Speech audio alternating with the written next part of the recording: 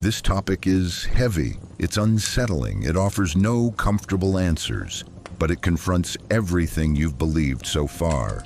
So don't rush, just stay. And listen, human history is not only a story of oppression, it is also a story of participation. People have not always been forced into harmful systems. Sometimes they defended them. This idea is uncomfortable because we prefer to see ourselves as victims rather than contributors. Yet history whispers a darker truth. When a system causes harm, why do people protect it instead of dismantling it? Why do the hungry defend the rules that starve them? Why do the unfree fear freedom itself? These are not easy questions because the answers are not simple. Humans do not always wear chains because they are forced to. Sometimes they give those chains meaning. They call them security, order, tradition, destiny, or simply say, there is no alternative. And in that moment, the chain stops looking like a chain. It becomes comfort. History shows that even the most brutal systems did not survive by force alone. They survived through consent. People said, yes, it is hard, but it is necessary. Yes, it is unfair, but it keeps us safe. Yes, it hurts, but it gives stability. And stability has often been more seductive than freedom, because freedom demands responsibility, choice, and doubt. Doubt creates fear. This video is not here to accuse you. It is not here to judge. This video is a mirror. And in that mirror, we see a difficult truth. People sometimes defend the systems that harm them because those systems relieve them of the burden of thinking. Questioning is painful. Obedience is easy, and that ease always comes at a price. This video is about that price. It is about the moment when a human being stops being only a victim of oppression and becomes its guardian. If these questions unsettle you, this video is for you. If you are looking for comfort, you may want to leave. But if you are willing to understand, stay. Because the most dangerous systems are not always the ones that hurt us. The most dangerous systems are the ones we protect. Human beings often describe themselves as rational, independent thinkers, but history repeatedly proves that this self-image is fragile. At the psychological core of the human mind lies not logic, but the desire for safety and certainty. The brain evolved not to seek truth, but to avoid danger, and uncertainty is interpreted as danger long before it is evaluated as possibility. When outcomes are unclear, the nervous system reacts with anxiety, and anxiety demands immediate relief. This is why clear narratives, strict rules, and authoritative systems feel comforting even when they cause harm. A harmful system does not need to be just. It only needs to feel predictable. Predictability lowers stress, and lowered stress feels like survival. This is one of the deepest psychological weaknesses of the human condition. People are not drawn to systems because they are good. They are drawn to them because they reduce mental effort. To question a system requires sustained attention, emotional resilience, and the willingness to live without guaranteed answers. Most people are capable of intelligence, but few are comfortable with uncertainty. Doubt creates internal tension. That tension feels like instability, and instability triggers fear. When fear rises, the mind does not search for truth. It searches for closure. Harmful systems understand this. They offer simple explanations for complex realities. They replace uncertainty with slogans, nuance with binaries, and questions with obedience. Once the world is divided into clear categories, right and wrong, us and them, order and chaos, the psychological burden on the individual disappears. The system absorbs responsibility. Choice is replaced by instruction. Moral ambiguity is replaced by duty. In this state, the individual no longer experiences themselves as an agent, but as a function, and functions do not question their purpose. Another psychological vulnerability lies in social belonging. Humans are deeply social organisms. Exclusion once meant death, and the brain still carries that ancient fear. To question a dominant system risks isolation, judgment, and loss of identity.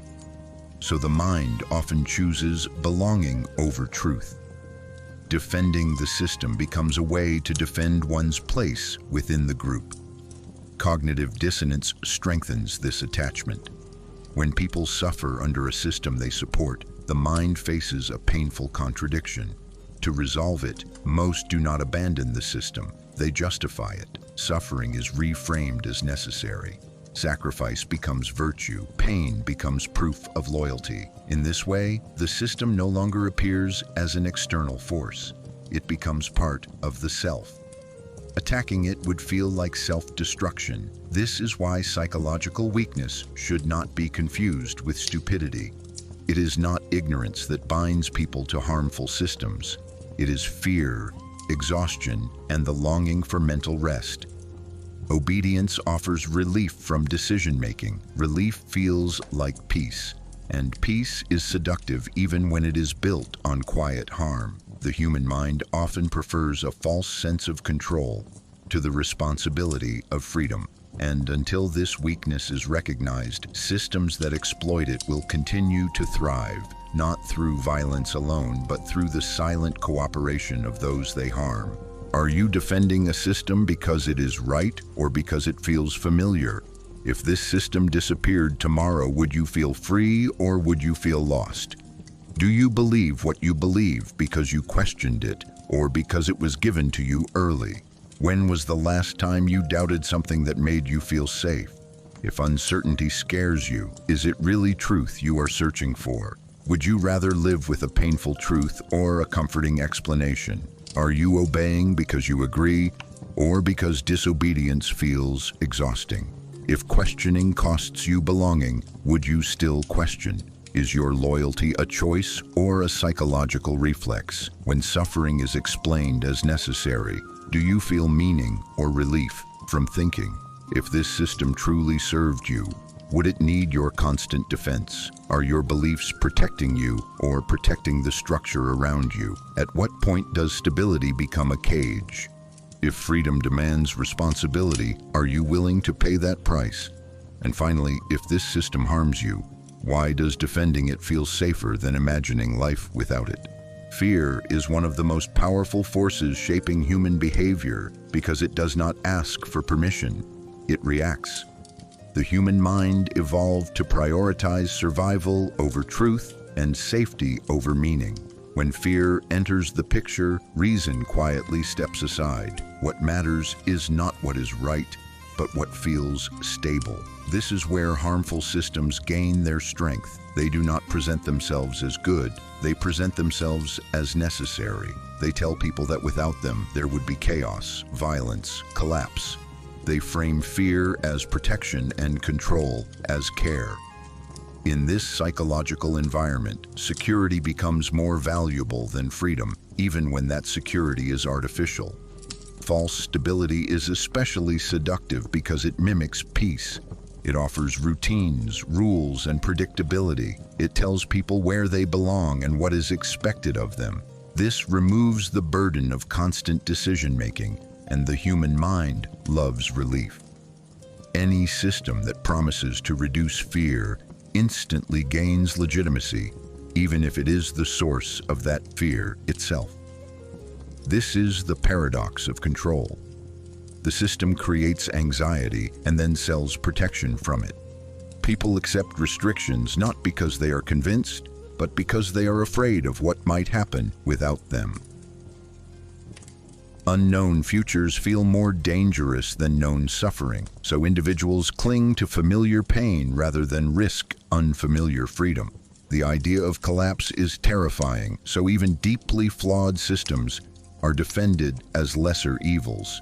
Fear also narrows perception. When people feel threatened, they stop asking complex questions. They seek simple explanations and clear enemies. This makes them vulnerable to narratives that divide the world into order and chaos, good and evil, inside and outside. Any challenge to the system is framed as a threat to safety. Critics are labeled reckless, dangerous, or irresponsible. In this way, fear polices thought more effectively than force ever could. SAFTA stability depends on repetition. The same messages repeated over time become truth through familiarity. People begin to associate obedience with calm and resistance with danger. Eventually, the body reacts before the mind does. The feeling of safety becomes tied to compliance. And once safety is internalized this way, breaking away feels like stepping into darkness. This is why fear-based systems rarely collapse overnight. They persist because they live inside people. They condition individuals to equate control with survival and uncertainty with death. As long as fear defines safety and safety defines morality, people will continue to protect systems that harm them. Not because they are blind, but because they are scared. And fear, when left unexamined, can make even chains feel like shelter. Throughout history, harmful systems rarely survived by force alone. They endured because people remained loyal to them, even when those systems caused suffering. This loyalty did not come from ignorance, but from psychological, emotional, and social pressures that shaped human behavior across centuries. Enslaved populations defended empires that exploited them. Soldiers died for rulers who saw them as expendable. Citizens praised regimes that restricted their freedom because those regimes promised order, identity, and meaning. Loyalty to harmful systems often grew strongest where suffering was normalized. When pain becomes routine, it stops being questioned. People adapt to injustice the same way they adapt to climate or terrain. It becomes part of life, and challenging it feels unnatural. In many empires, from ancient civilizations to modern states, the system presented itself as eternal. To oppose it was to oppose reality itself. This illusion of inevitability discouraged resistance before it even began. History shows that rulers understood this well. They wrapped power in sacred language, divine authority, national destiny, or historical necessity. By doing so, they transformed obedience into virtue and doubt into sin. People were not only expected to comply, they were expected to believe. That belief created emotional investment. Once someone sacrificed for a system, questioning it became psychologically painful. To admit the system was wrong would mean admitting one's own suffering was meaningless. So loyalty deepened not despite the harm, but because of it. This is why oppressive systems often inspire fierce devotion. The more people give up, the more they need the system to be justified. Harm becomes proof of commitment rather than evidence of injustice. History also shows how dissenters were isolated long before they were punished. By labeling critics as traitors, heretics, or destabilizers, the system turned loyalty into a moral boundary. Those inside felt righteous, those outside felt dangerous. This division protected the system from internal collapse. Over time, people learned to police each other. They defended the system in conversations, traditions, and daily rituals, even without direct orders. At that point, the system no longer needed constant violence. It lived through habit, belief, and fear of exclusion. This pattern repeats across eras because it aligns with deep human instincts. The need to belong, the fear of chaos, and the desire for meaning all push individuals toward loyalty, even when loyalty causes harm. History is filled with moments where people stood on the wrong side of justice while believing they were preserving order. These moments remind us that harmful systems are rarely maintained by villains alone. They are sustained by ordinary people, choosing familiarity over uncertainty, identity over truth, and stability over freedom. Belief is rarely just an idea. It is a foundation for identity. When a system succeeds in turning belief into belonging, it becomes deeply resistant to challenge. People do not simply follow the system, they become part of it. And once identity is fused with structure, questioning the system feels like questioning the self. This is the trap of belief. Identity and belonging. Humans are social beings. Long before laws or institutions, belonging meant survival. To be accepted by the group was to be protected. To be excluded was to be vulnerable. This ancient instinct still governs modern behavior. When a system offers identity, it offers safety. People are no longer just individuals. They are members, believers, loyal citizens. This sense of belonging fills emotional gaps. It provides purpose, status, and direction. But it also creates psychological dependency. Once identity is tied to the system, defending it becomes a personal necessity. Criticism feels like an attack, not on ideas, but on existence. People respond emotionally rather than rationally, because what is at stake is not logic, but self-worth. Belief systems reinforce this trap by defining who is inside and who is outside. Those inside are moral, reasonable, and deserving. Those outside are misguided, dangerous, or corrupt. This division strengthens loyalty and discourages doubt. Doubt risks social death. When belonging depends on agreement, truth becomes secondary to acceptance. People silence their questions not because they lack them, but because asking them threatens connection. Over time, the system no longer needs to enforce belief. The community does it instead. Language, rituals, and shared narratives constantly remind individuals who they are supposed to be. Identity becomes a script, and deviation feels like betrayal. The deeper the emotional investment, the harder it becomes to step back. Admitting error would mean losing not just beliefs, but relationships, history, and meaning. This is why people cling to systems that harm them, because leaving would require rebuilding the self from nothing. In this way, belief becomes a cage without visible bars. It feels warm, it feels familiar, but it limits growth. As long as identity depends on obedience and belonging depends on silence, harmful systems remain protected, not by force but by the human need to belong. In the modern world, control rarely arrives with chains or soldiers. It arrives quietly, wrapped in convenience, comfort, and choice. People are no longer forced to obey, they are persuaded to participate. This is the nature of voluntary servitude. The systems that govern modern life do not demand submission. They offer ease, they promise efficiency, connection, and security. In exchange, they ask for attention, data, time, and silence. The transaction feels harmless because it feels optional. But over time, what begins as choice hardens into dependence. Unlike historical oppression, modern control is subtle. It does not forbid, it nudges, it does not punish openly, it rewards selectively. Behavior is shaped not through fear of violence, but through fear of exclusion. Visibility becomes currency. Algorithms decide what is seen, what is amplified, and what disappears. People adapt their thoughts and expressions accordingly, not because they are ordered to, but because they want to remain visible. This is how control becomes internalized. The individual starts regulating themselves. Every click, like, and pause feeds a system that learns how to guide attention more precisely. The mind becomes predictable, and predictability is power.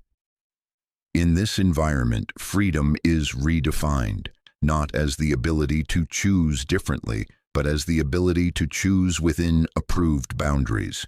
People feel free because they are constantly choosing, yet rarely questioning the framework of those choices.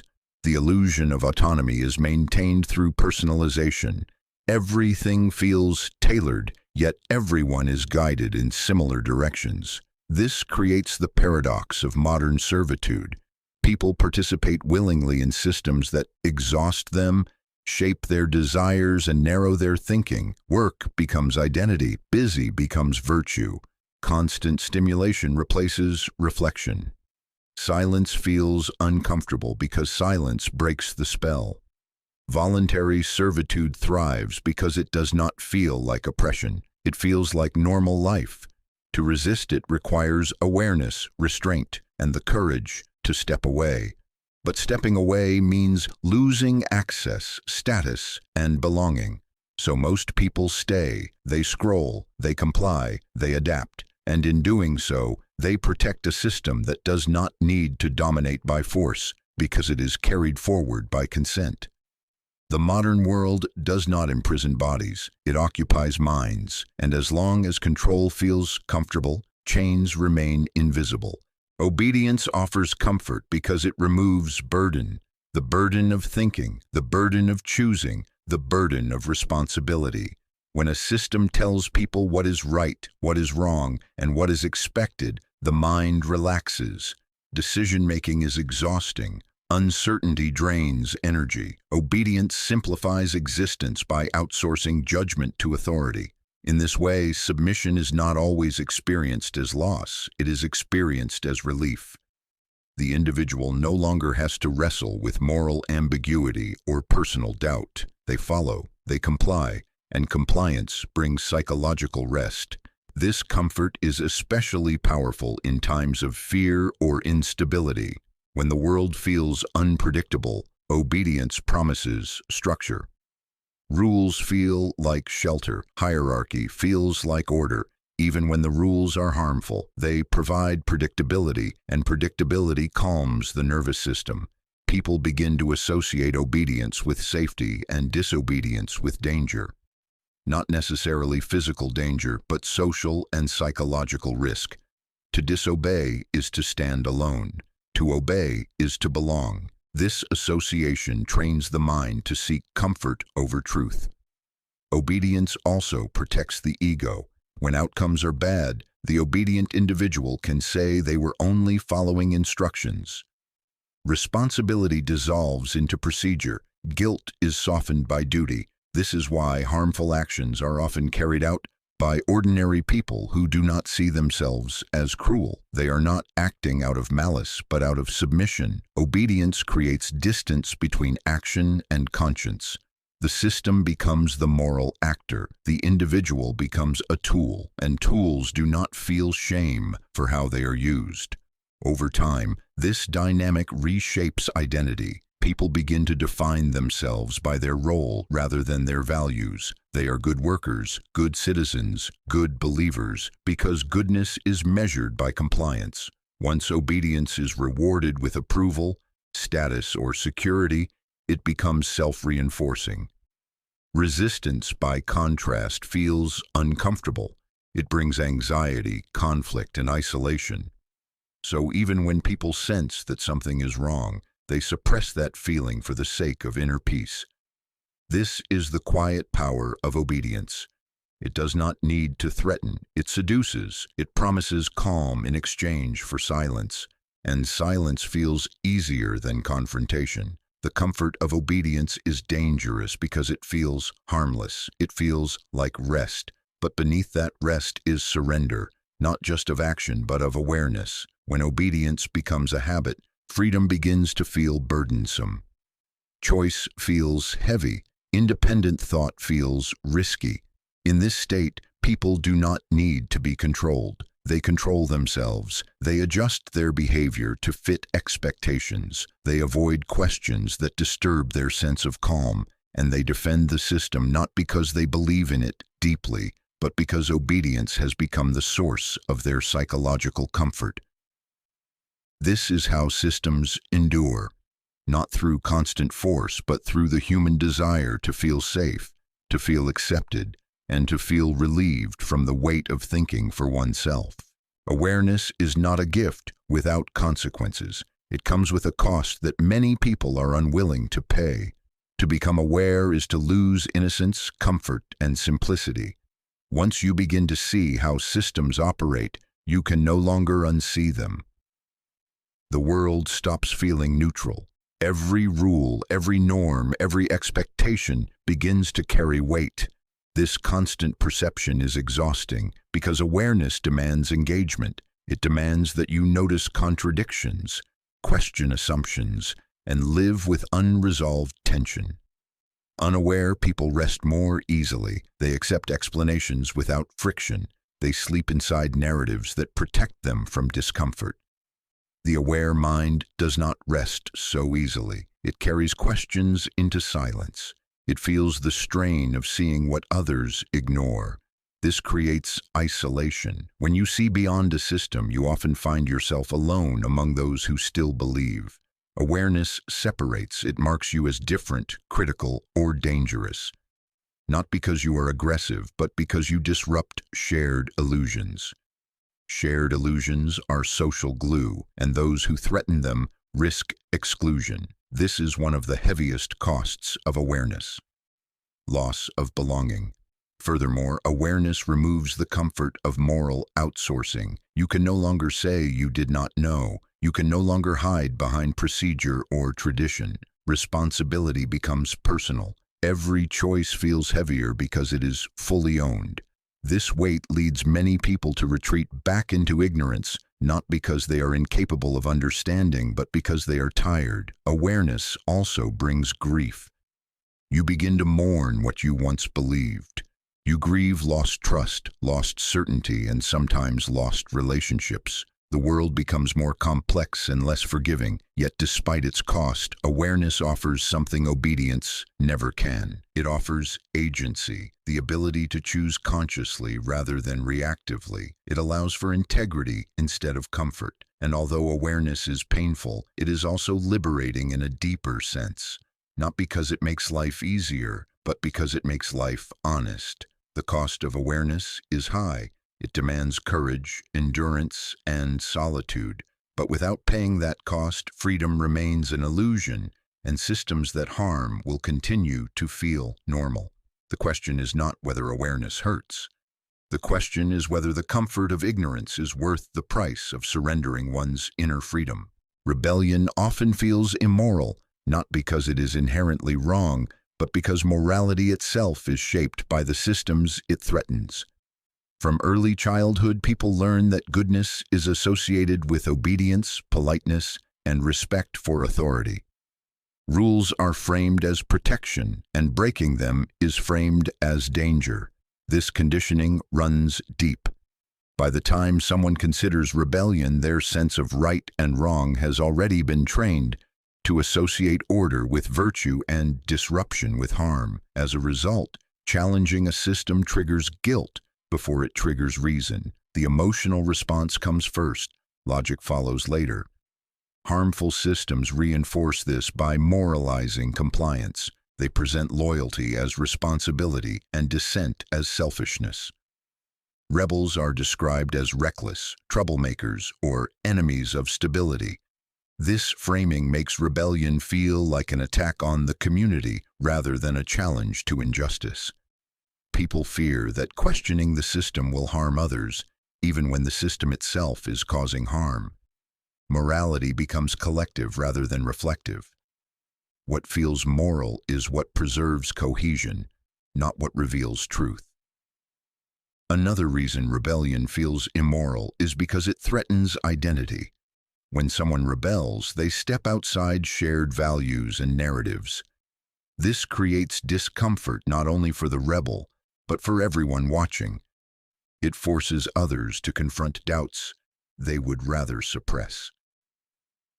Condemning rebellion becomes a way to protect one's own sense of righteousness. If the rebel is immoral, then obedience remains good. This psychological defense keeps the moral order intact. Rebellion also exposes responsibility. If the system can be challenged, then continued compliance becomes a choice rather than a necessity. This realization is unsettling. It is easier to label rebellion as wrong than to accept complicity. In this way, morality becomes a shield against accountability. History shows that many actions now praised as courageous were once condemned as immoral. The discomfort was not about ethics, but about disruption. Rebellion breaks routines, questions sacred assumptions, and introduces uncertainty, and uncertainty feels dangerous to a mind trained to equate safety with order. So rebellion feels immoral because it violates emotional conditioning, threatens belonging, and exposes uncomfortable truths. not because it lacks moral value, but because it demands a reevaluation of what morality truly serves. Collective silence is not the absence of voices. It is the presence of fear shared quietly. When many people see the same injustice but choose not to speak, the silence itself becomes a system.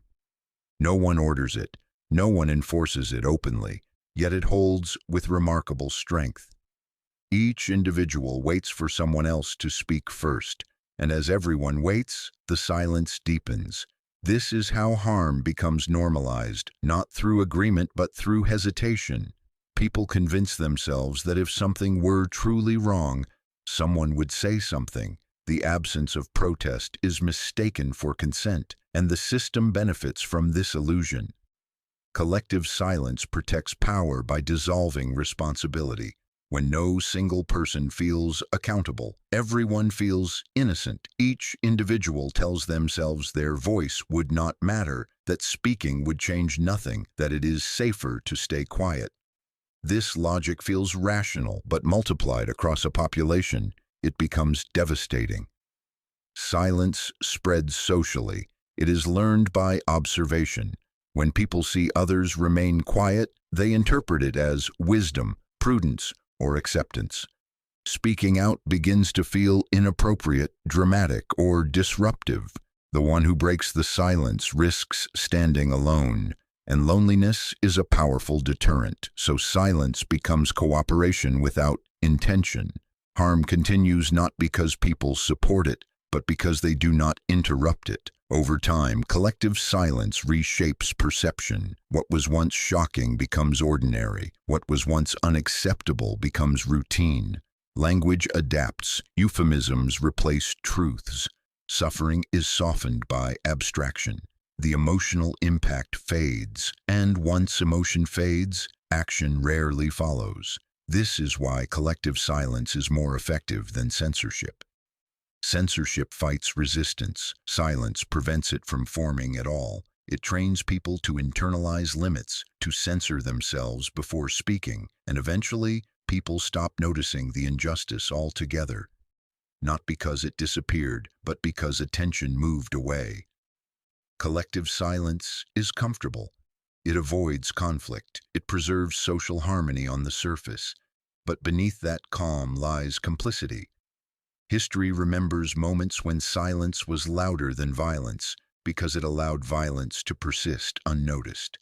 The danger of collective silence is not that people do not care. The danger is that caring becomes private while harm remains public, and as long as silence feels safer than speech, systems that harm will continue to operate undisturbed, carried forward by the quiet agreement of those who choose not to speak. The illusion of choice is one of the most effective tools of modern control. When people believe they are choosing freely, they rarely question the structure that limits those choices. Instead of being forced down a single path, individuals are offered multiple options that all lead in similar directions. This creates the feeling of autonomy without granting real power. The mind focuses on selecting between options, rather than asking who designed them and why. Choice becomes a distraction from agency. In many systems, freedom is defined as the ability to choose within predefined boundaries. People can choose what to consume, what to say, what to support, but only from what is made available. Options that challenge the foundation of the system are excluded long before a choice is presented. This makes control invisible because it operates before awareness. The person feels responsible for the outcome because they chose it, yet the framework itself remains untouched. This illusion is reinforced through personalization. Choices appear tailored to individual preferences, creating the sense that the system understands and serves the user. In reality, personalization narrows exposure. It filters information, reinforces existing beliefs, and reduces encounters with alternatives. The more personalized the experience, the more predictable behavior becomes, and predictability allows for subtle guidance. When choices feel familiar and comfortable, they are rarely questioned. Another layer of this illusion lies in consequence. If every choice leads to similar results, choice loses its meaning. People may feel active while remaining powerless. They select between brands, opinions, or identities, while the underlying conditions stay the same. This creates a cycle of engagement without change. Action replaces reflection. Participation replaces resistance. The illusion of choice also protects systems from blame. When outcomes are harmful, individuals are told they chose poorly. This shifts responsibility away from the structure and onto the person. Systemic issues become personal failures. In this way, choice becomes a moral burden rather than a liberating force. People blame themselves instead of questioning the system. The illusion of choice persists because it feels empowering. It satisfies the human need for control without requiring confrontation. But true freedom is not about choosing between given options. It is about the ability to question why those options exist at all. Until that question is asked, choice remains a performance, and control remains intact, hidden behind the comforting belief that we are free because we can choose. When identity becomes a prison, it no longer serves as a source of meaning, but as a mechanism of control. Identity is meant to help individuals understand who they are, but when it hardens, it begins to dictate who they are allowed to be. At that point, identity stops evolving and starts enforcing boundaries. People cling to labels, roles, and group definitions because they offer certainty. In a complex world, identity simplifies existence. It tells people where they belong, what they should believe, and how they should behave. But this simplicity comes at a cost.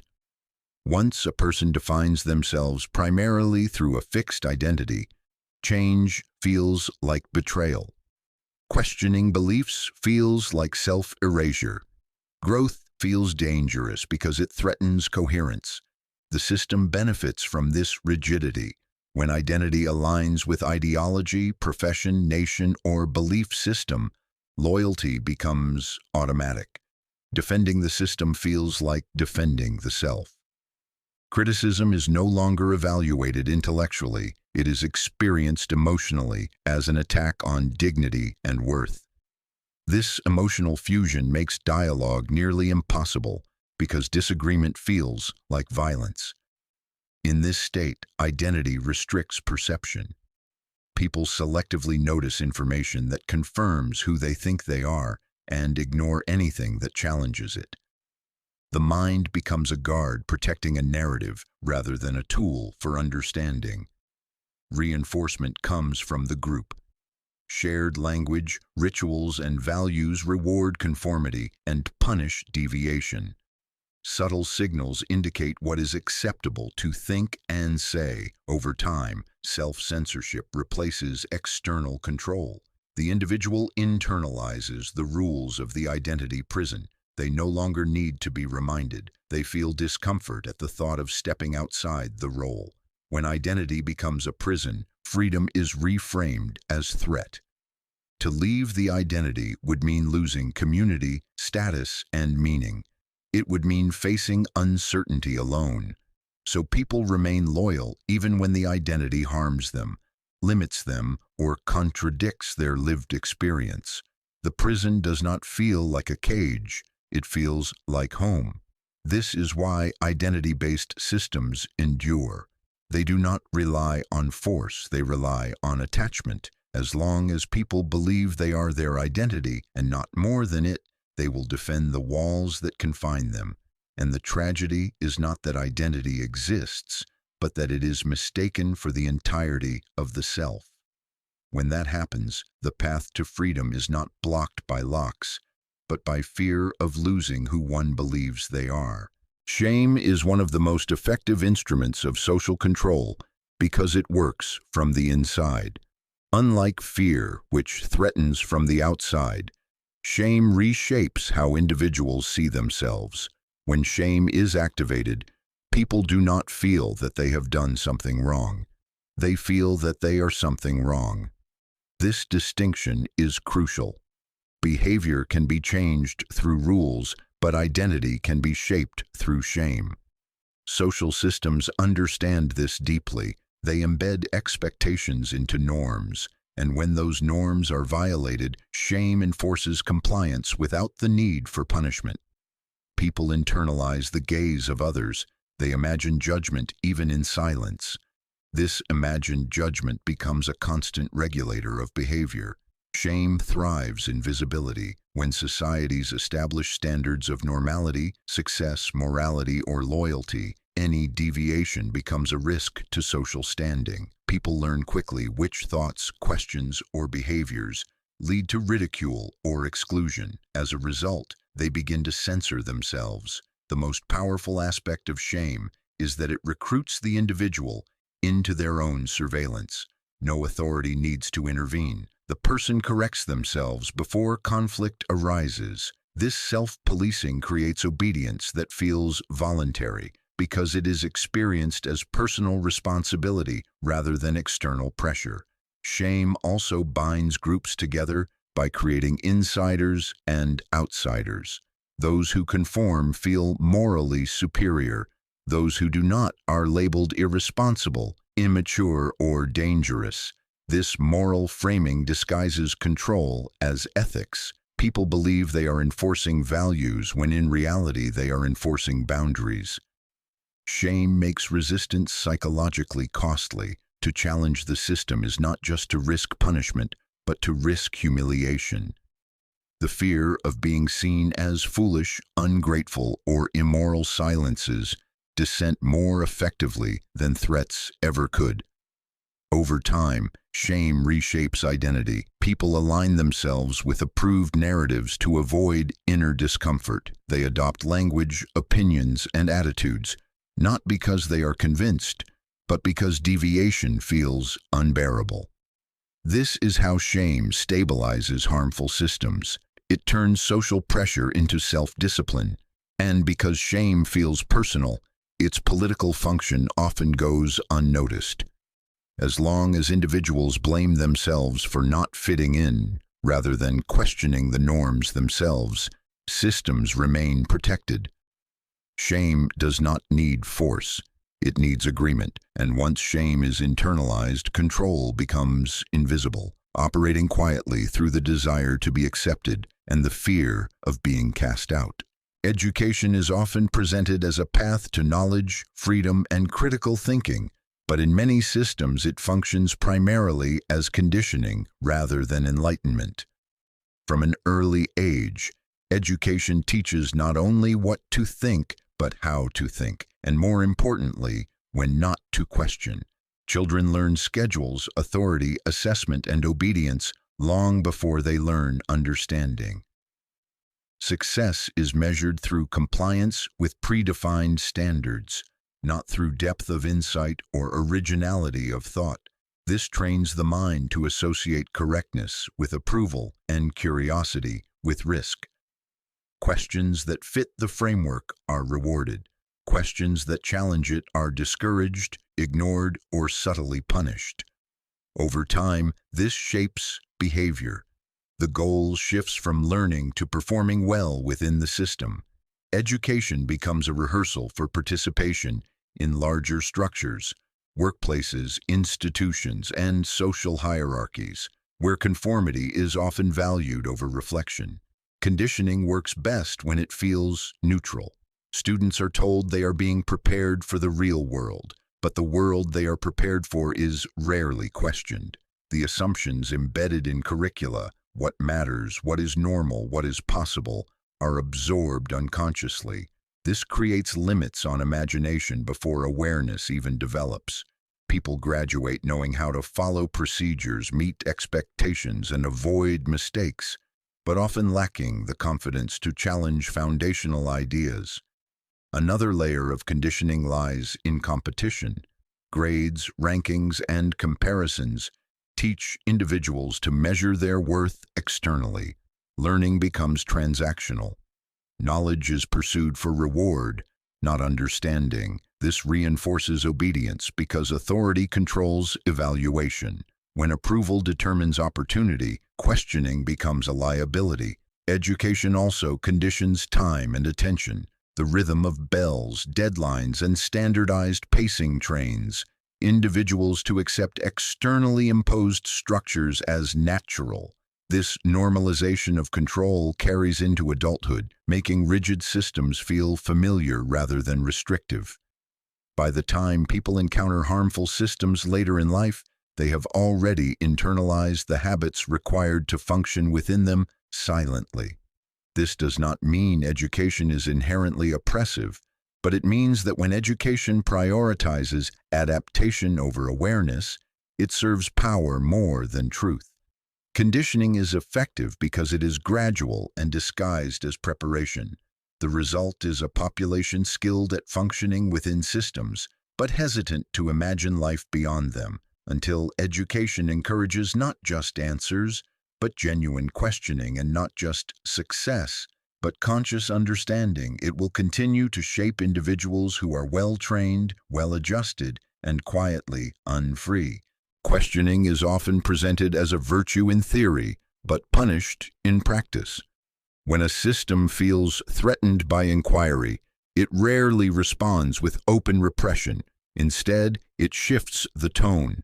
The questioner is not silenced directly, they are ridiculed. Mockery becomes a powerful tool because it delegitimizes without argument. Once a question is treated as laughable, it no longer requires an answer. This transition from questioning to mockery marks a critical stage in social control. At first, questions are ignored. If they persist, they are reframed as naive, exaggerated, or irrational. The questioner is portrayed as confused, dramatic, or seeking attention. This framing shifts focus away from the content of the question and onto the character of the person asking it. Social groups quickly absorb this signal. Laughter replaces debate. Mockery creates social distance. It tells others that engaging seriously with the question risks association with foolishness. As a result, people withdraw not because the question lacks merit, but because they fear becoming a target themselves. This is how inquiry is neutralized without censorship. Mockery is especially effective in public spaces where visibility matters. The fear of embarrassment outweighs the desire for truth.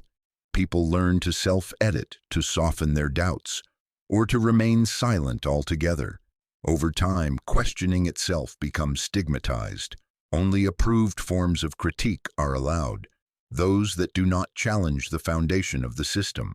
When mockery is normalized, systems no longer need to justify themselves.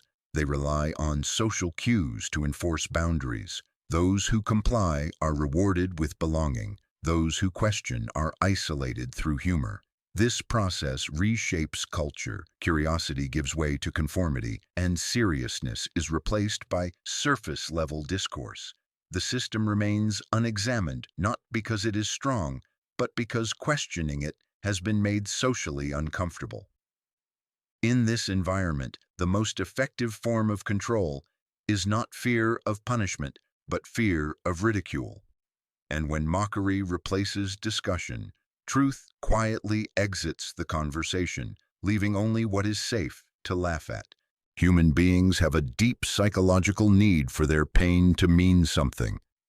Suffering without explanation feels unbearable, so the mind searches for reasons, even when those reasons protect the very systems causing harm.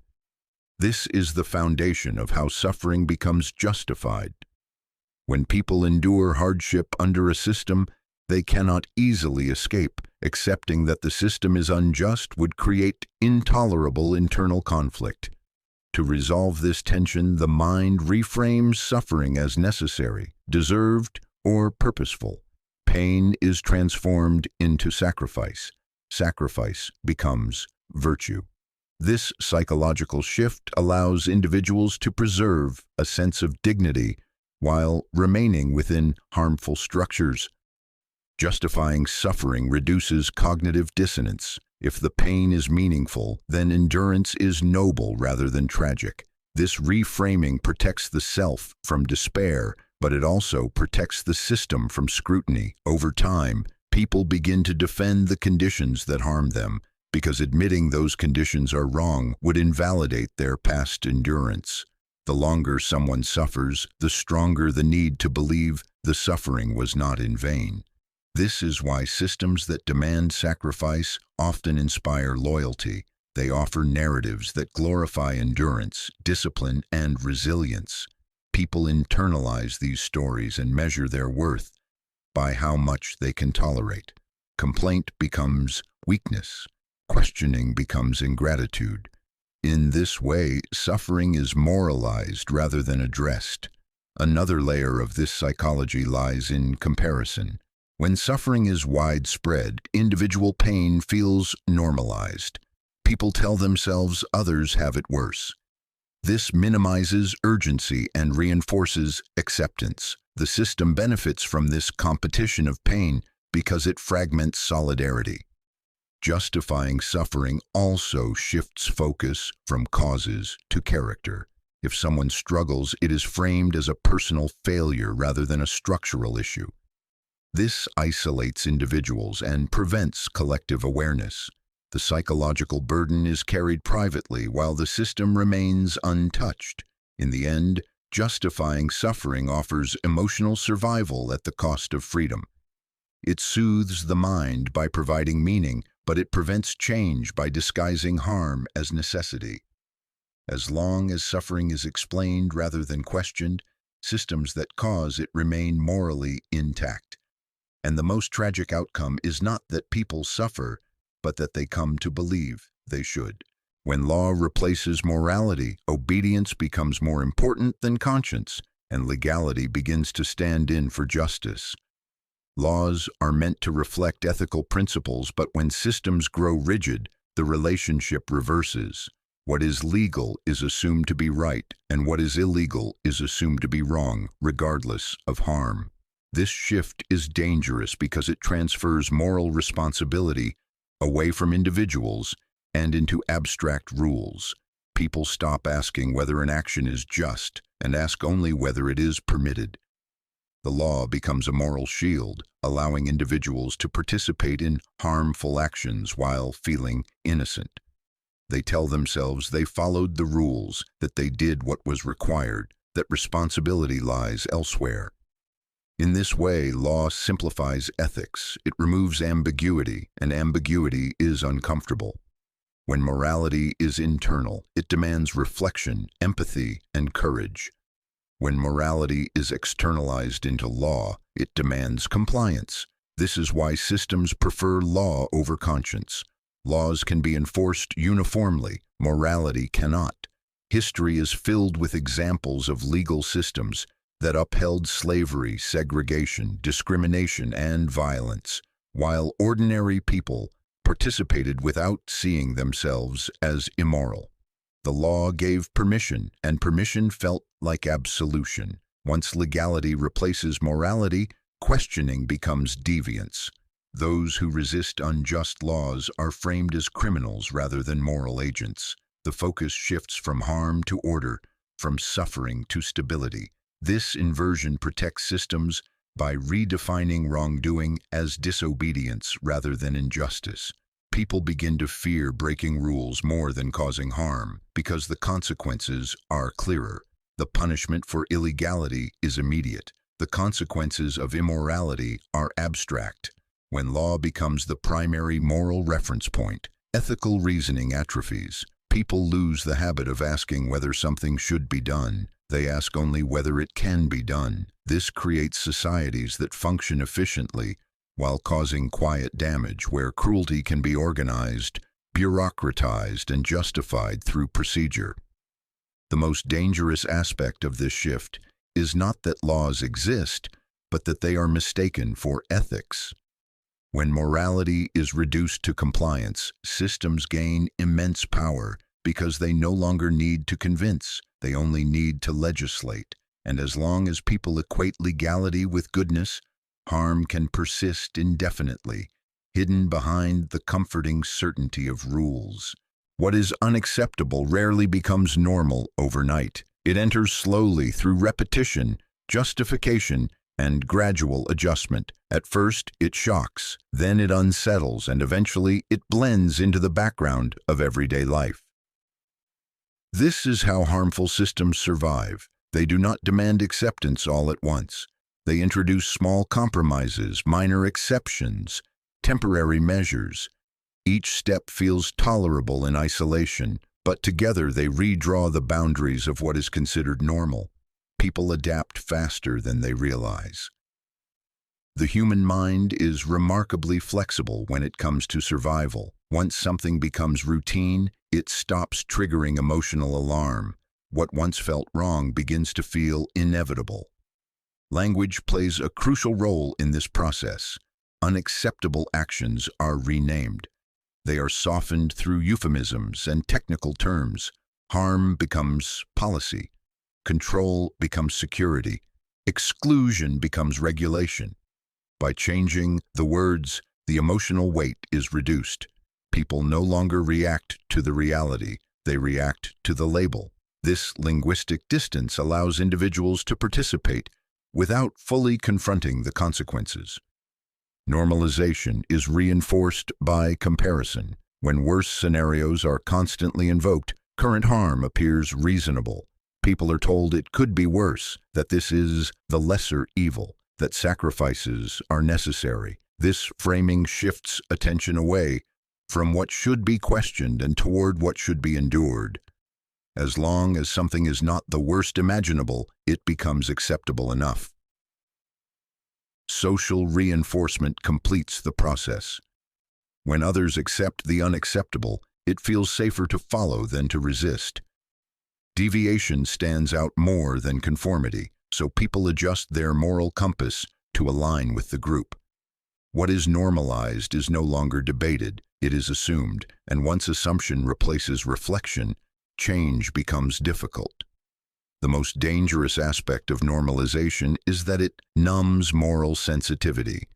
People stop noticing gradual erosion. They wake up one day inside a reality they would have rejected if it had arrived suddenly.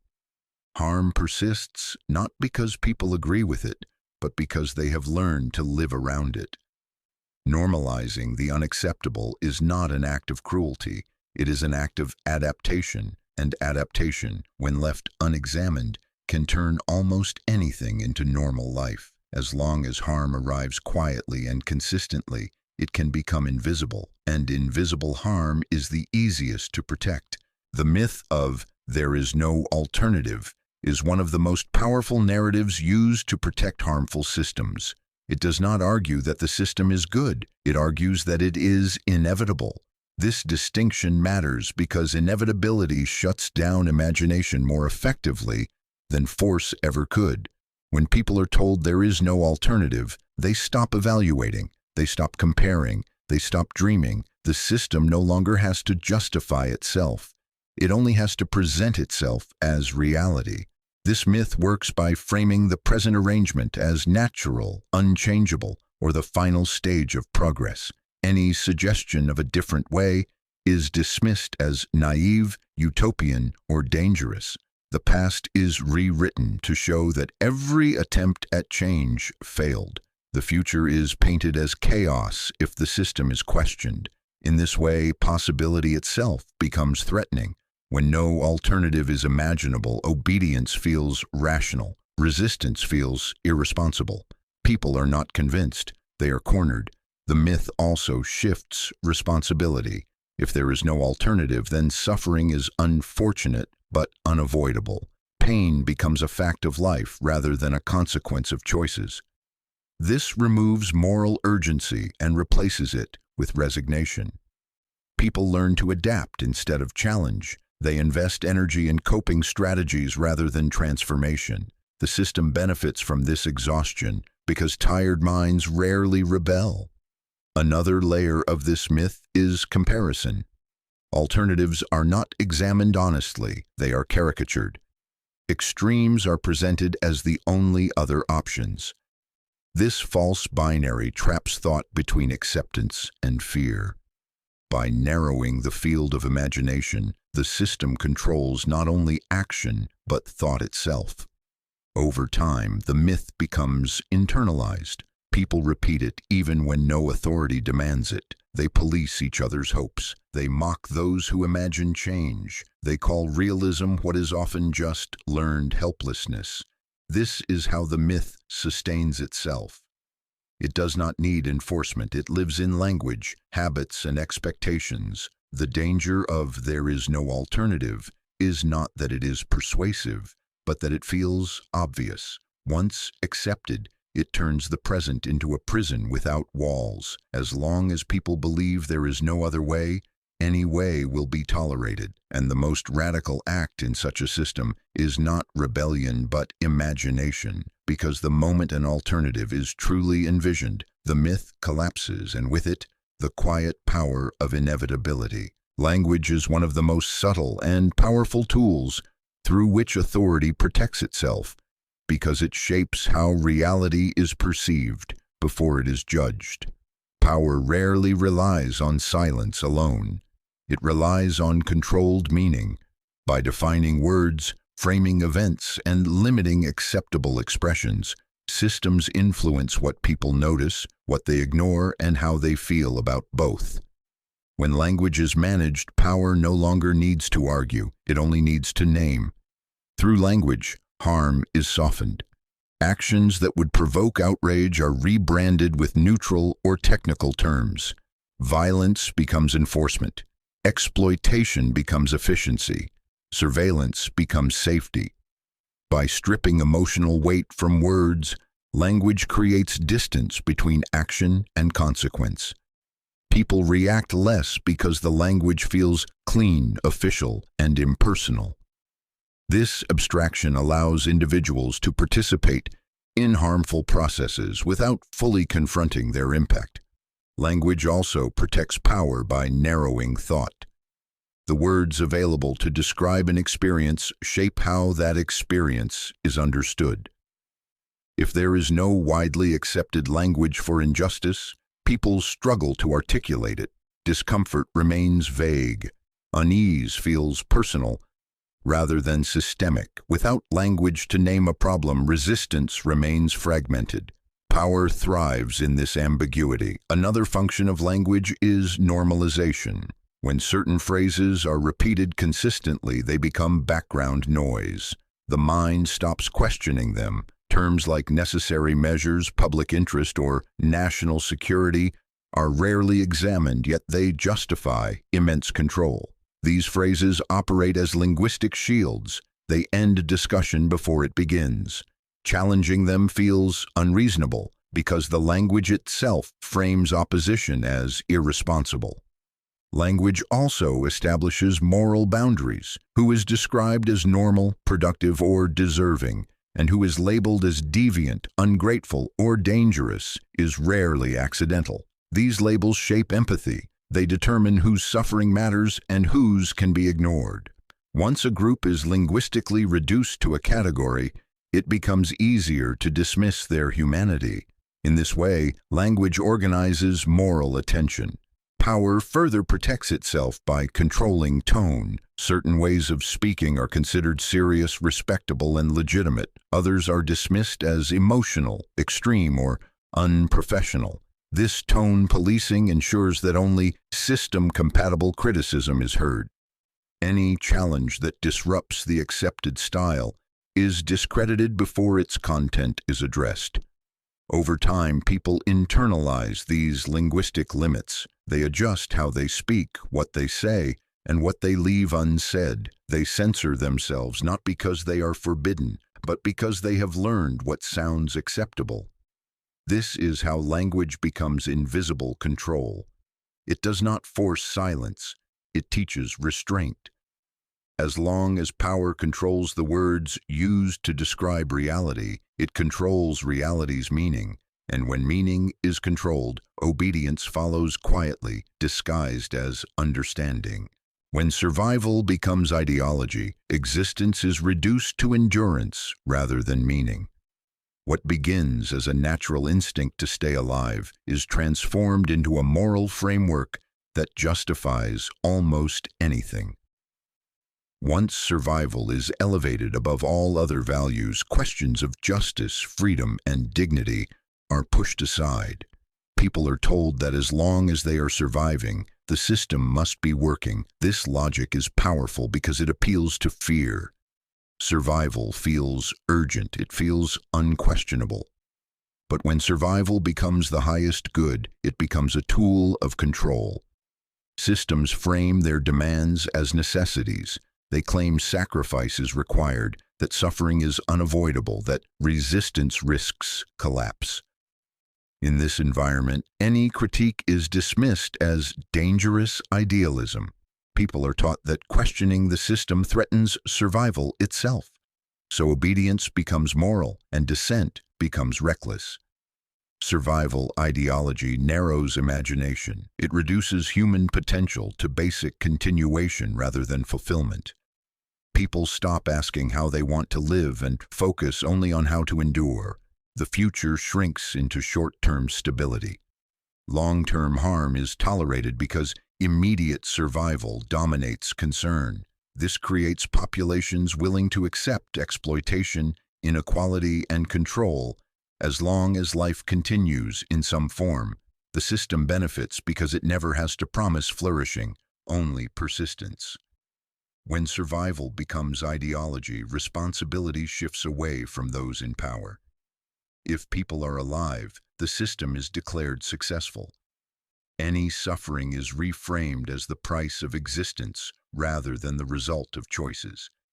This absolves authority and places the burden on individuals to adapt, resist quietly, or endure silently. Over time, this ideology reshapes identity. People begin to see themselves not as agents, but as survivors. Resilience replaces hope, endurance replaces imagination, and once people define themselves by survival alone, they will defend the very structures that exhaust them, because those structures are framed as the reason they are still standing. The tragedy of survival as ideology is that it convinces people that staying alive is the same as living.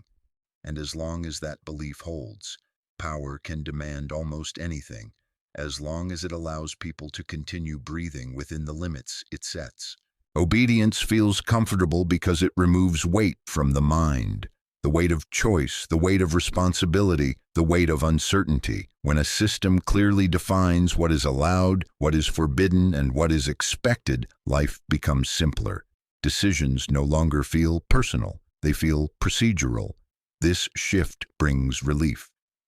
Uncertainty is one of the greatest sources of psychological stress, and obedience promises protection from it. By following rules, people avoid the anxiety of moral ambiguity. They do not have to ask whether something is right. They only have to ask whether it is permitted. This reduction of complexity feels like safety, even when it comes at the cost of freedom. Obedience also offers emotional shelter. In chaotic or unstable environments, structure feels reassuring. Hierarchy feels predictable. Routines feel calming. The human nervous system relaxes when outcomes seem controlled. Harmful systems exploit this response. They do not need to convince people that obedience is good. They only need to convince them that disobedience is risky. Over time, obedience becomes associated with peace and resistance with danger. Not always physical danger, but social conflict, uncertainty, and isolation. This association shapes behavior long before conscious thought intervenes. Another source of comfort lies in moral outsourcing. When people obey, they transfer responsibility upward. If the outcome is harmful, they can tell themselves they were only following rules. This softens guilt and protects self-image. Obedience allows individuals to see themselves as decent, even while participating in harmful processes. The system absorbs blame. The individual preserves innocence. This psychological distance makes obedience not only comfortable, but attractive. As obedience is rewarded with approval, belonging, or stability, it becomes habitual. People begin to define goodness as compliance rather than conscience. Resistance feels disruptive. It threatens inner calm. It forces confrontation with doubt and fear. So even when discomfort arises, people suppress it for the sake of peace. This is the quiet danger of obedience. It does not feel like submission. It feels like rest, but beneath that rest lies surrender of awareness. When obedience becomes a source of comfort, freedom begins to feel heavy. Independent thought feels exhausting, and systems no longer need to enforce control because people willingly maintain it themselves, seeking the calm that obedience provides, even when that calm is built on silent harm. The fear of standing alone is one of the deepest forces shaping human behavior, because isolation threatens more than comfort. It threatens identity. From an evolutionary perspective, belonging meant survival. To be separated from the group once meant vulnerability, exposure, and death.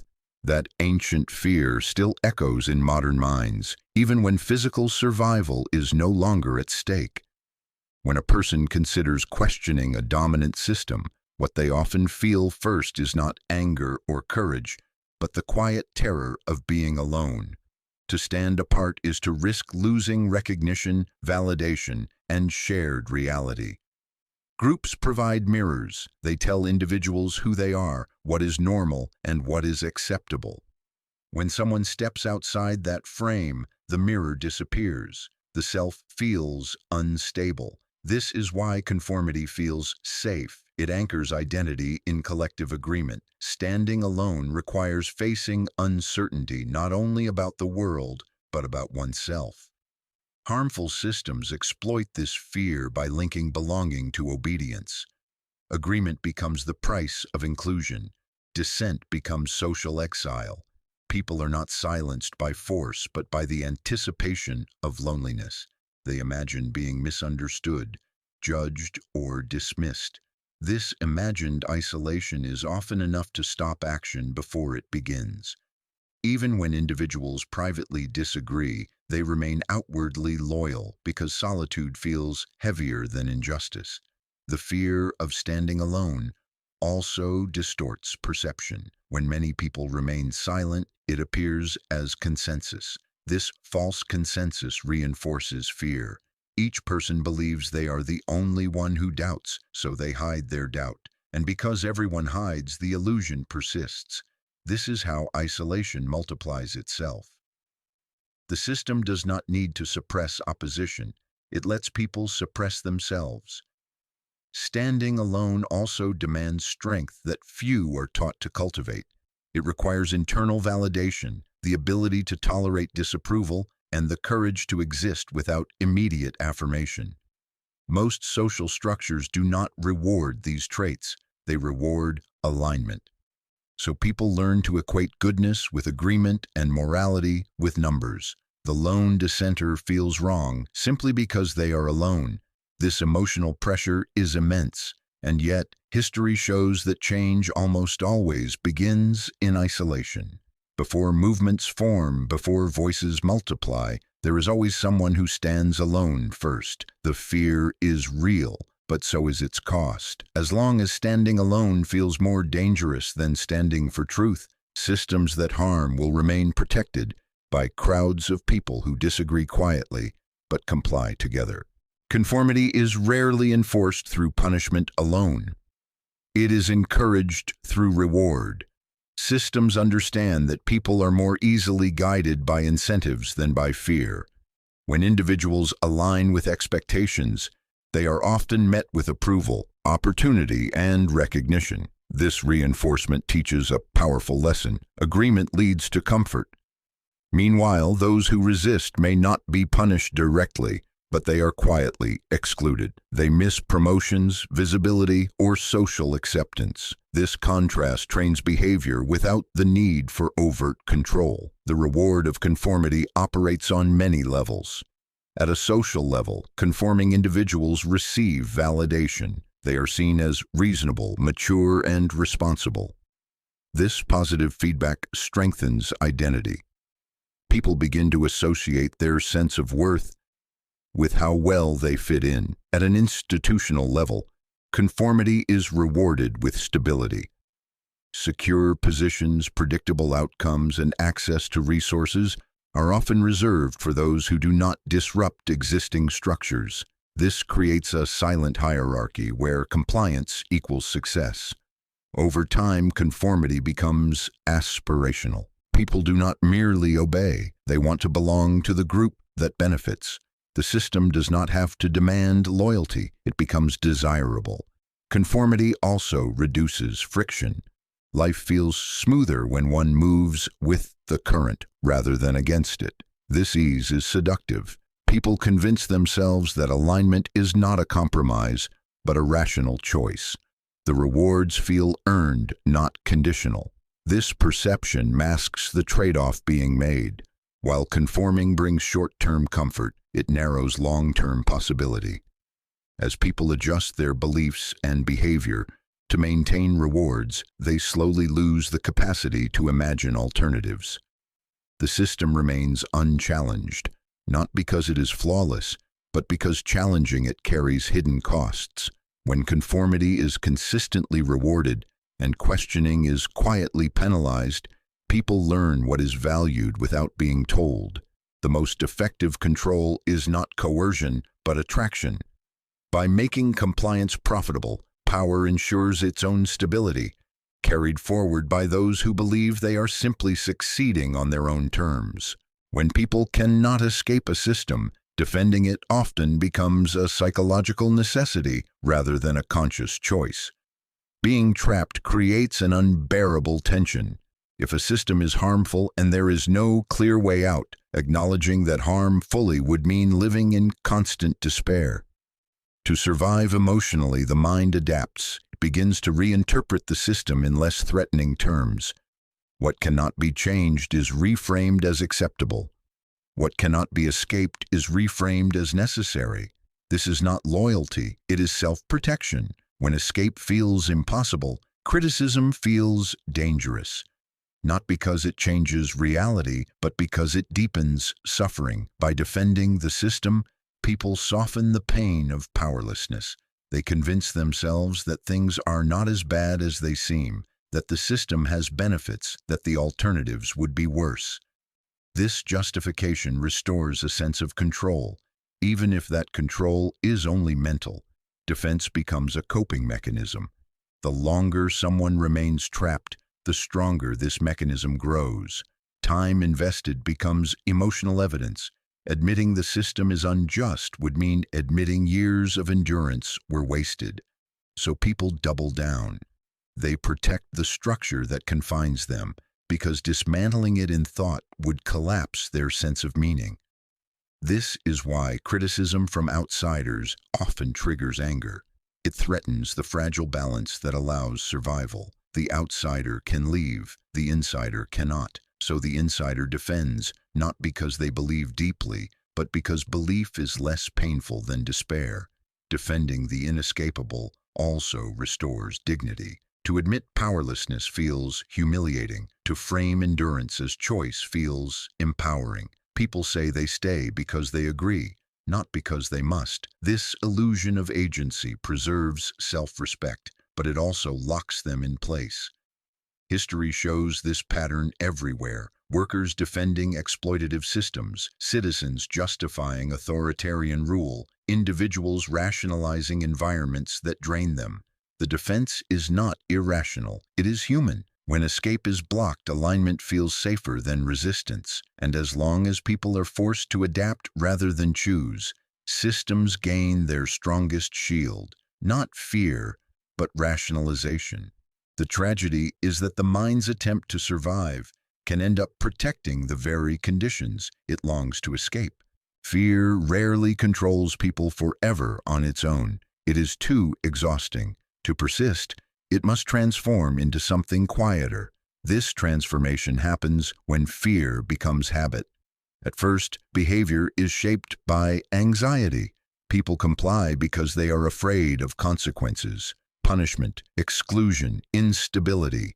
Each decision carries tension. Each act of obedience feels deliberate. Over time, however, the nervous system adapts. What was once frightening becomes familiar, and familiarity dulls emotional response. Actions repeated under fear gradually lose their urgency. They become routine. Once fear fades into habit, control becomes efficient.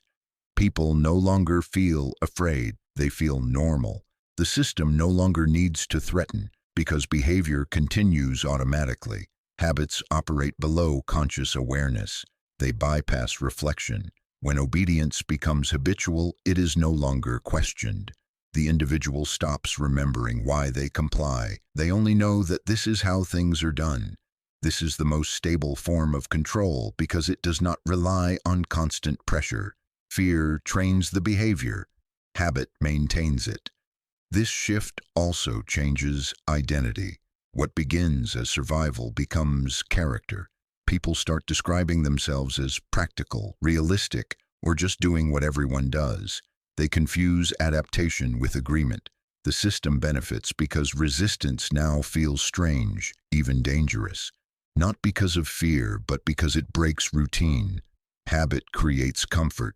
The body relaxes into repetition, and comfort discourages reflection. The longer a habit persists, the harder it is to imagine alternatives because imagination requires interruption.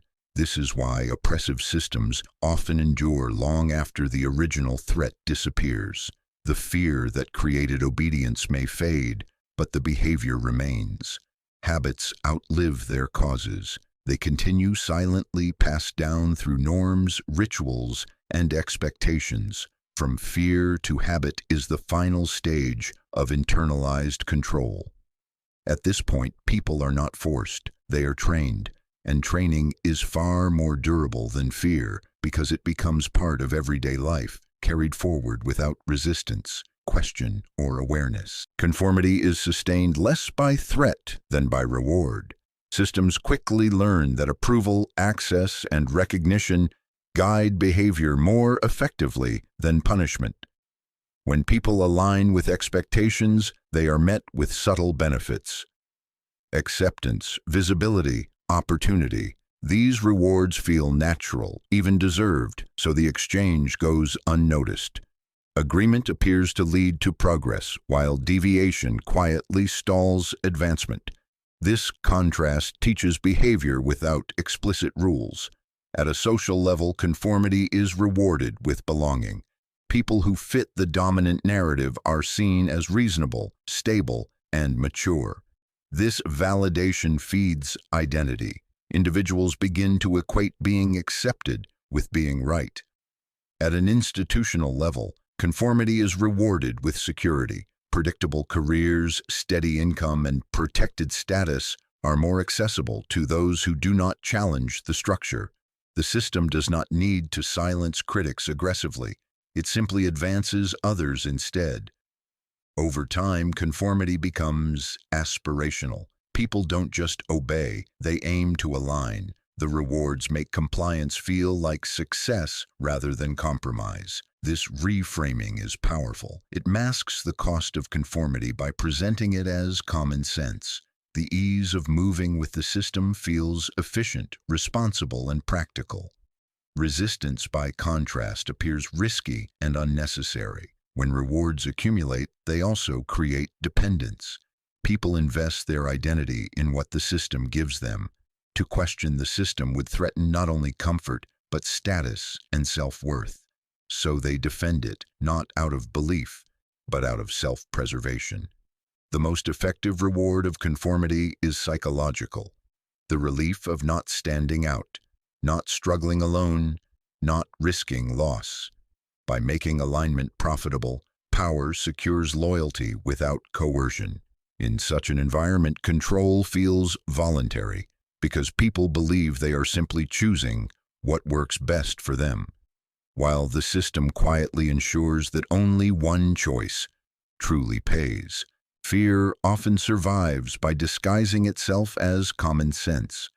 When anxiety is repeated long enough, it stops feeling emotional and starts feeling rational. People no longer say they are afraid. They say they are being realistic. This shift is crucial because fear presented as reason is rarely questioned.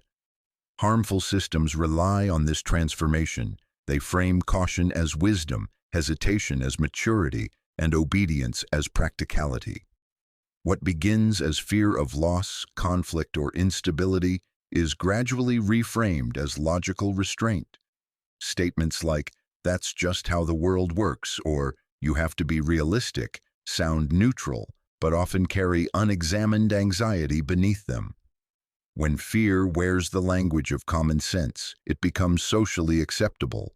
People repeat it confidently, they pass it on as advice, they teach it to the next generation. This normalizes limitation without ever naming it as fear. Those who question the system are then framed as reckless, naive, or idealistic, not because their ideas are flawed, but because they disrupt the emotional comfort built around caution. Common sense becomes a boundary marker. It defines what is thinkable and what is dismissed. Before any debate begins, the terms are already set. Over time, this disguised fear shapes identity. People begin to see themselves as sensible adults because they avoid risk. They equate safety with intelligence and restraint with virtue. This discourages imagination and moral courage. The system benefits because it never has to justify its restrictions. They are accepted as obvious necessities. Fear disguised as common sense is powerful because it feels self-evident. It requires no enforcement, only repetition. As long as fear is mistaken for wisdom, people will protect the very structures that confine them, believing they are simply being practical, when in reality they are obeying an anxiety they no longer recognize as fear. Being normal comes at a price that is rarely discussed, because normality is presented as safety rather than sacrifice. From early on, people learn that fitting in brings protection. Approval follows those who behave as expected, think within accepted limits, and express the right emotions at the right time. This reward system teaches a quiet lesson. Deviation is dangerous. Normality becomes a shield against scrutiny, but it also becomes a cage. The cost of being normal is the gradual surrender of authenticity. To remain acceptable, people edit themselves. They soften doubts, hide contradictions, and silence instincts that do not align with the group. Over time, this self-editing feels natural. The individual forgets what was removed. They confuse adaptation with identity. Normality demands predictability, and predictability requires suppression. What does not fit is pushed inward or erased. This creates inner tension, even if it is not consciously felt. The person appears stable but feels oddly empty. Normality also discourages moral courage. When everyone agrees on what is normal, questioning it feels inappropriate, even rude. People fear being seen as difficult, dramatic, or ungrateful. So they choose comfort over clarity. The price of this choice is awareness. By staying normal, people avoid conflict, but they also avoid growth. They inherit beliefs instead of examining them. They repeat patterns instead of challenging them. The system benefits because normal people maintain stability without resistance. They keep things running. They do not ask why. This price is paid quietly. No one announces it. There is no clear moment of loss. There is only gradual narrowing. The range of acceptable thought shrinks. The imagination dulls. The ability to stand alone weakens. And eventually, normality feels like the only way to exist. The tragedy is that being normal feels safe, but it often requires giving up the parts of oneself that could imagine something better. As long as normality is treated as virtue, those who question it will seem strange. And as long as that is true, systems that rely on conformity will remain protected, not by force, but by the high cost people are willing to pay just to be seen as normal. Endurance becomes a virtue when suffering is no longer questioned, but praised. When systems cannot eliminate pain, they often redefine it. They frame endurance as strength, patience as morality, and tolerance of hardship as character. This shift is subtle but powerful. It transforms structural harm into personal achievement. People are taught that those who endure without complaint are admirable, while those who question are weak or ungrateful. This moral framing discourages resistance without the need for force. If suffering is virtuous, then challenging its source feels shameful.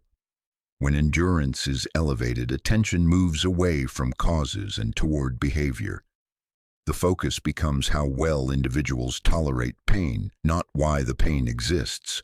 This benefits systems that rely on continuous strain. They no longer have to improve conditions. They only have to celebrate resilience. Endurance becomes a badge of honor, a measure of worth. People begin to compare how much they can survive.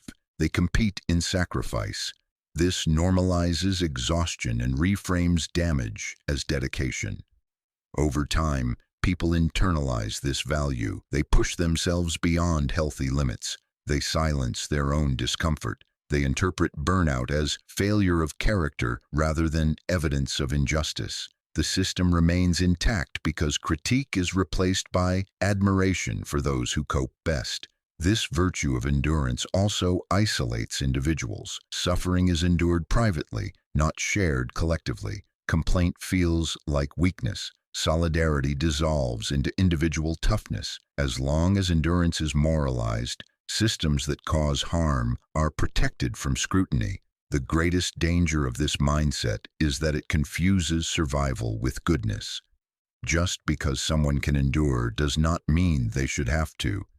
When endurance becomes a virtue, people stop asking whether a system is humane. They ask only whether they are strong enough to survive it. And in that shift, the line between resilience and resignation quietly disappears.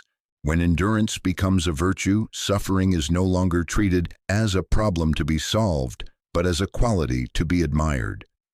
Systems that cannot justify the harm they produce often survive by reframing that harm as character building. Pain is no longer evidence of failure. It becomes proof of strength. People are praised for lasting longer, for complaining less, for adapting more. This moral shift is powerful because it turns structural pressure into personal responsibility. If endurance is good, then those who struggle are not victims. They are lacking. People learn to measure their worth by how much they can tolerate. They internalize the belief that difficulty is normal and exhaustion is honorable. When endurance is celebrated, attention shifts away from causes and toward behavior. The question is no longer why conditions are harsh, but whether individuals are resilient enough to handle them. This benefits systems that rely on constant strain because criticism is replaced with admiration for those who cope best.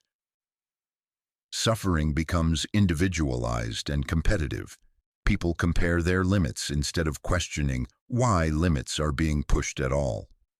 Complaint is framed as weakness. Resistance is reframed as entitlement. Silence becomes maturity. Over time, this mindset reshapes identity. People begin to suppress signals of harm. They ignore burnout. They reinterpret damage as growth. The system remains untouched because pain has been moralized.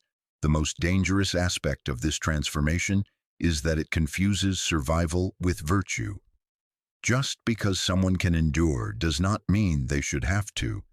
When endurance becomes a virtue, inhuman conditions are normalized, and questioning them feels immoral.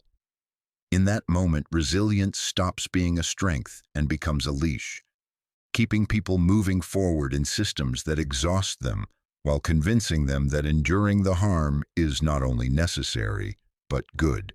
The fear of being wrong is one of the quietest yet strongest forces that keeps people loyal to harmful systems. Being wrong is not just an intellectual mistake. It threatens identity, self-worth, and social standing.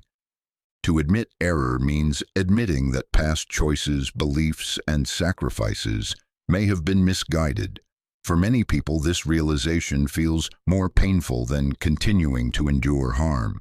The longer someone has defended a system, the harder it becomes to question it, not because the evidence is lacking, but because the emotional cost is too high.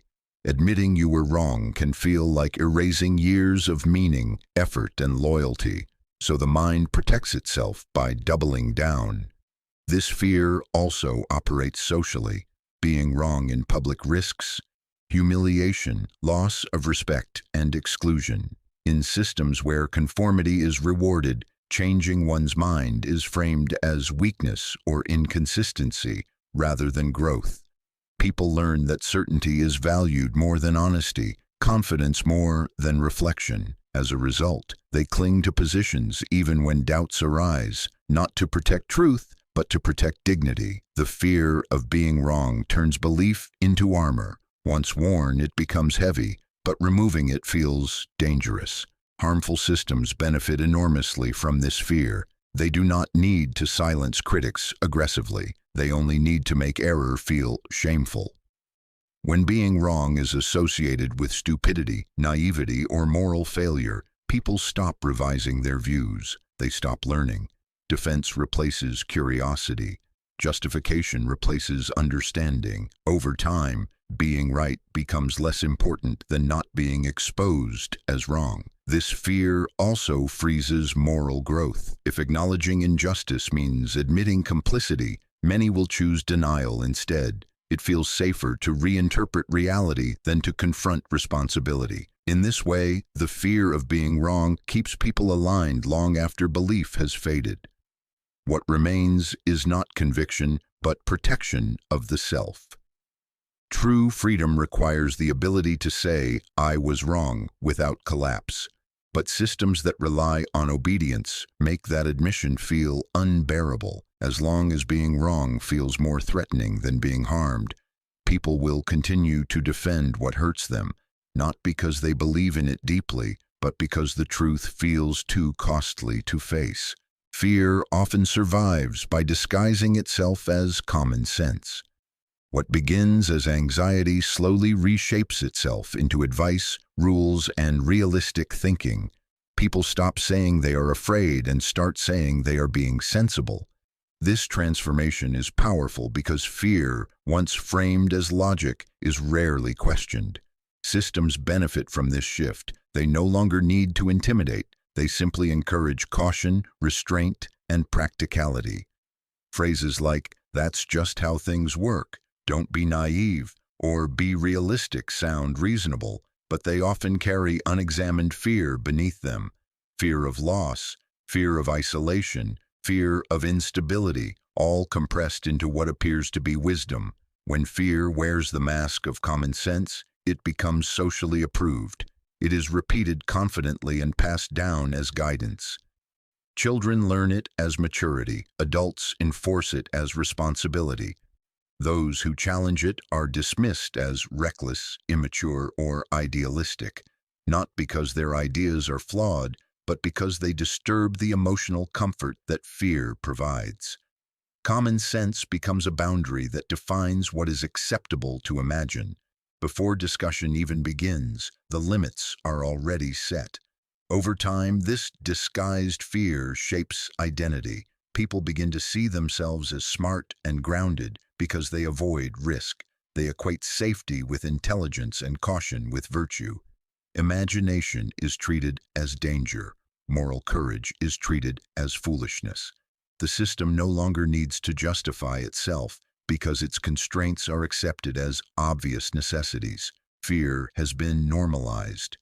The danger is not that people are afraid, but that they no longer recognize fear as fear. When anxiety feels like reason, it becomes invisible, and invisible fear is the most reliable form of control. As long as fear continues to sound like common sense, people will protect the systems that confine them, believing they are simply being practical, while quietly surrendering the possibility of change. Constant survival exhausts the human spirit long before it breaks the body. When life becomes a continuous effort to endure, to adapt, to stay afloat, there is little energy left for reflection, imagination, or resistance. Survival mode narrows attention. The mind focuses on immediate needs, security, stability, avoidance of loss. Long-term thinking fades. This exhaustion is not accidental. It is deeply functional for systems that rely on compliance. People who are tired do not rebel, they cope. When every day feels like a test of endurance, questioning the structure that creates that pressure feels like an extra burden. Constant survival drains moral energy. Individuals may still sense injustice, but they no longer feel capable of confronting it. The cost feels too high. They tell themselves they will think about change later when things are calmer. But calm never comes because the system thrives on keeping people just stable enough to continue, never rested enough to reflect. This creates a population that is permanently busy, permanently stressed, and permanently adaptable. Exhaustion also reshapes values. Peace becomes the absence of immediate crisis, not the presence of dignity. Rest becomes indulgence. Hope feels unrealistic. Survival replaces aspiration. People begin to measure success not by fulfillment, but by endurance. Did I make it through the week? Did I avoid collapse? In this state, anything that threatens routine feels dangerous, even if routine itself is harmful. The system is protected not by belief, but by fatigue. Constant survival also isolates. Since everyone is struggling privately, collective awareness weakens. People assume others are coping better. They blame themselves for their exhaustion rather than questioning why exhaustion is universal. This internalization prevents solidarity. The struggle feels personal, not systemic. And because survival demands constant adjustment, people become highly adaptable but quietly numb. They lose sensitivity to harm because noticing it would require energy they no longer have. This is the final cruelty of constant survival. It consumes the very strength needed to escape it. As long as people are kept busy surviving, they will have little capacity to imagine living. And a system that reduces life to endurance does not need to be defended passionately. It only needs to keep people too tired to leave. Silence can feel responsible when speaking is framed as risk rather than necessity. In many systems, people are taught that stability depends on restraint, that raising concerns might cause conflict, panic, or harm. So choosing not to speak is presented as maturity, wisdom, or care. This framing is powerful because it turns inaction into virtue. People convince themselves that staying quiet is the ethical choice, that protecting calm matters more than confronting injustice. When silence is moralized, it no longer feels like avoidance, it feels like duty. This sense of responsibility is reinforced socially. Those who speak out are labeled disruptive, emotional, or irresponsible. They are accused of making things worse. Meanwhile, those who remain silent are praised for being reasonable and level-headed. This contrast teaches behavior quickly. People learn that silence preserves belonging, while speech risks isolation. Over time, the fear of consequences is replaced by a belief that silence itself is good. When silence feels responsible, accountability dissolves. Harm continues, but no one feels personally responsible because everyone believes they are protecting something larger.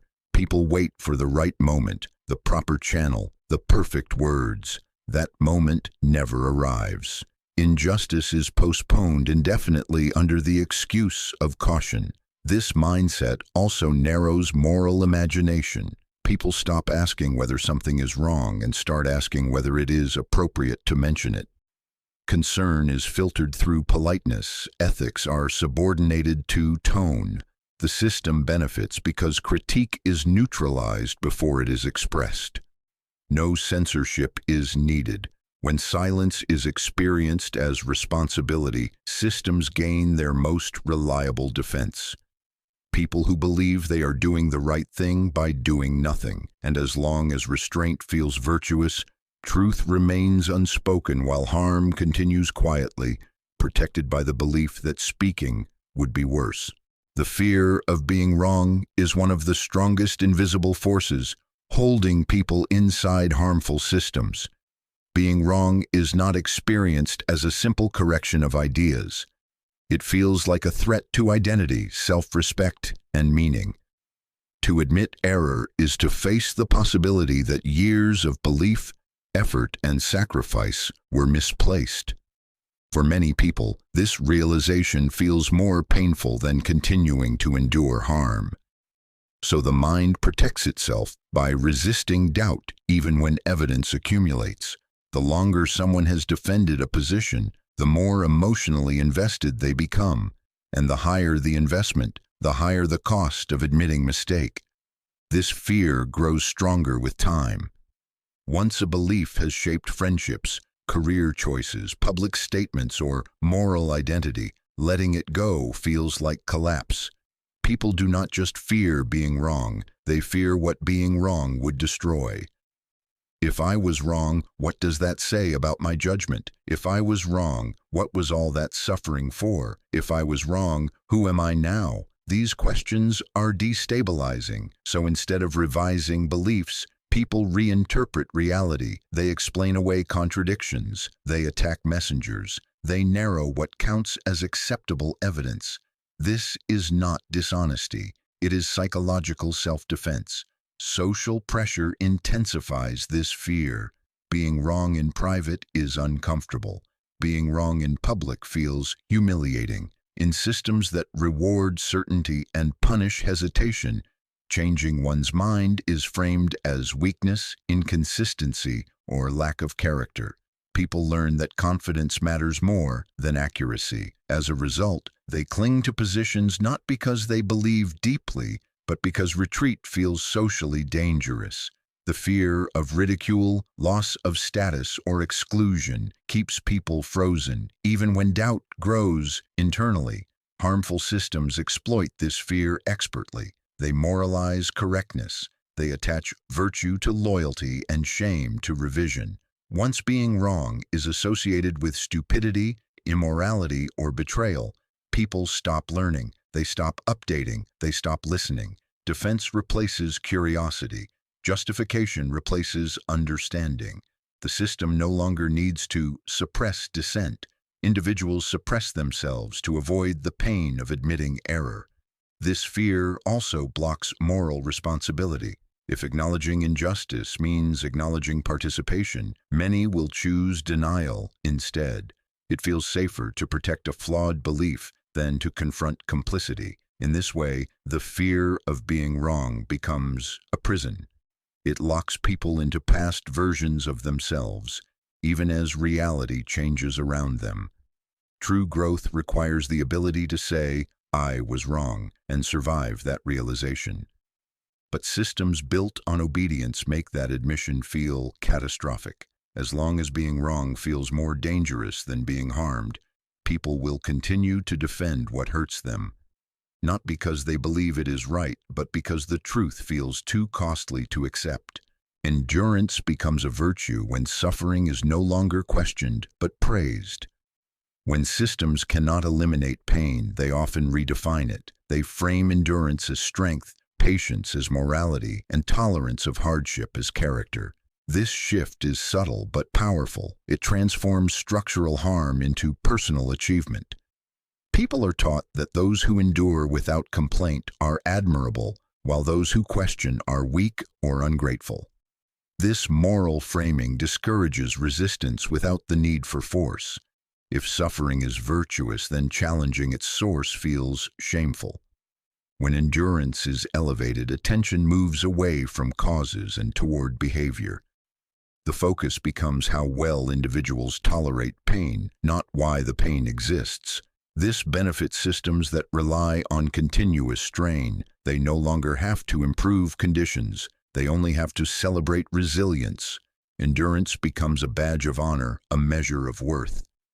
People begin to compare how much they can survive. They compete in sacrifice. This normalizes exhaustion and reframes damage as dedication. Over time, people internalize this value. They push themselves beyond healthy limits. They silence their own discomfort. They interpret burnout as failure of character rather than evidence of injustice. The system remains intact because critique is replaced by admiration for those who cope best.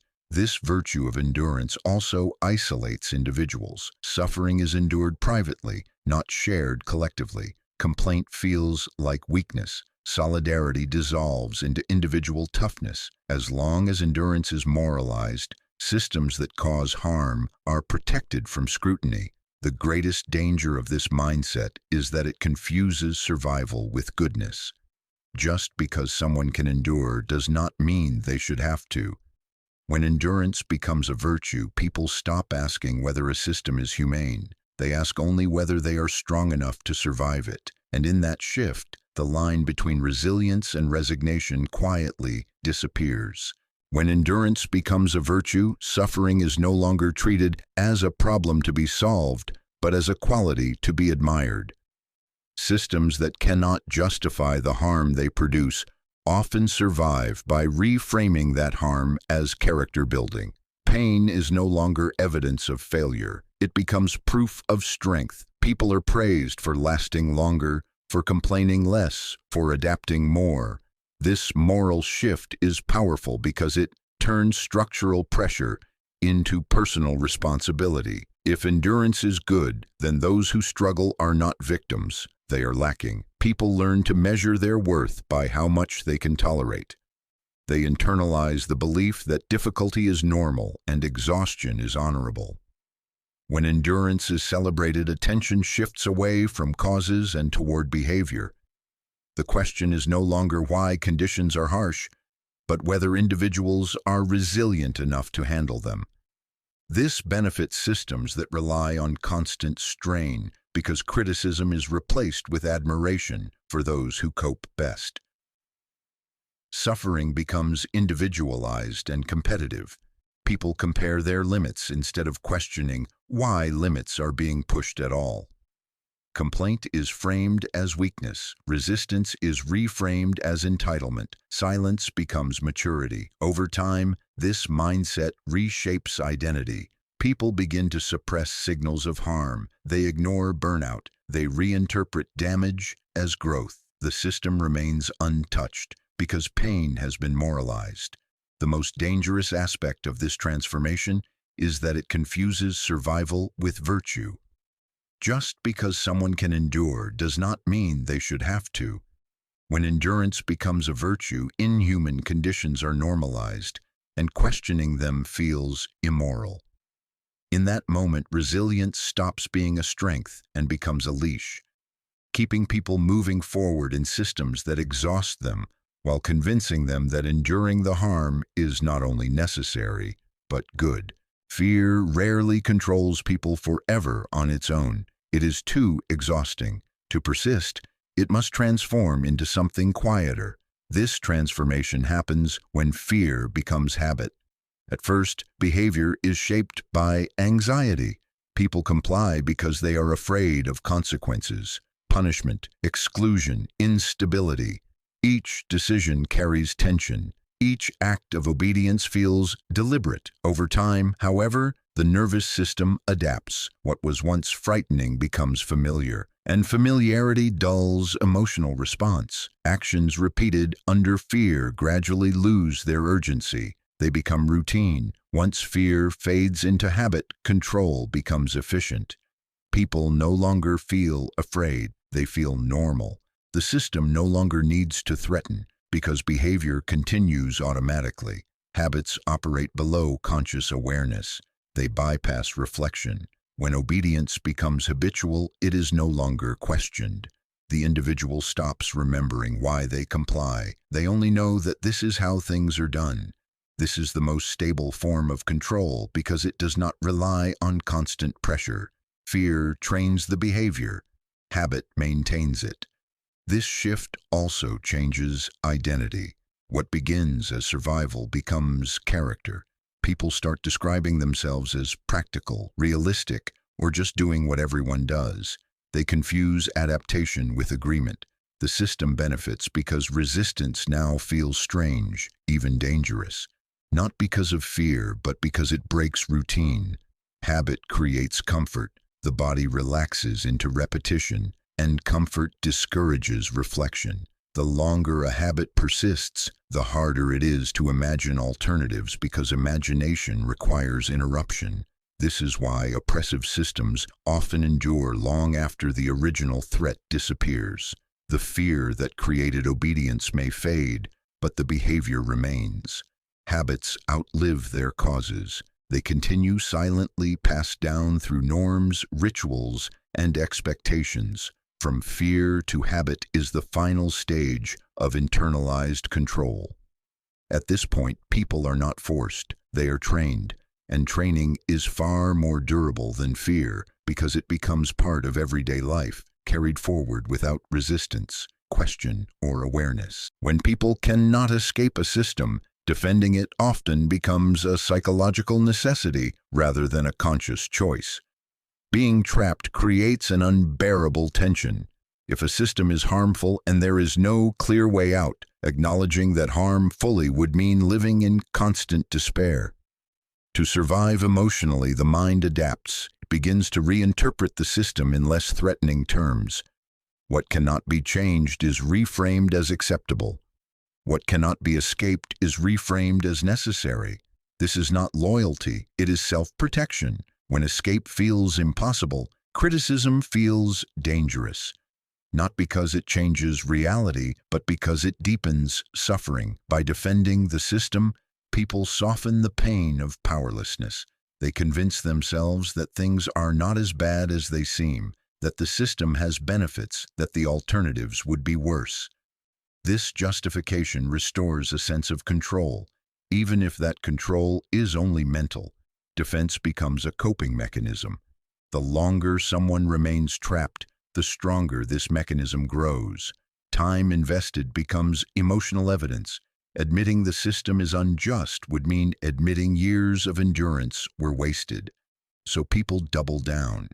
They protect the structure that confines them, because dismantling it in thought would collapse their sense of meaning. This is why criticism from outsiders often triggers anger. It threatens the fragile balance that allows survival. The outsider can leave, the insider cannot. So the insider defends, not because they believe deeply, but because belief is less painful than despair.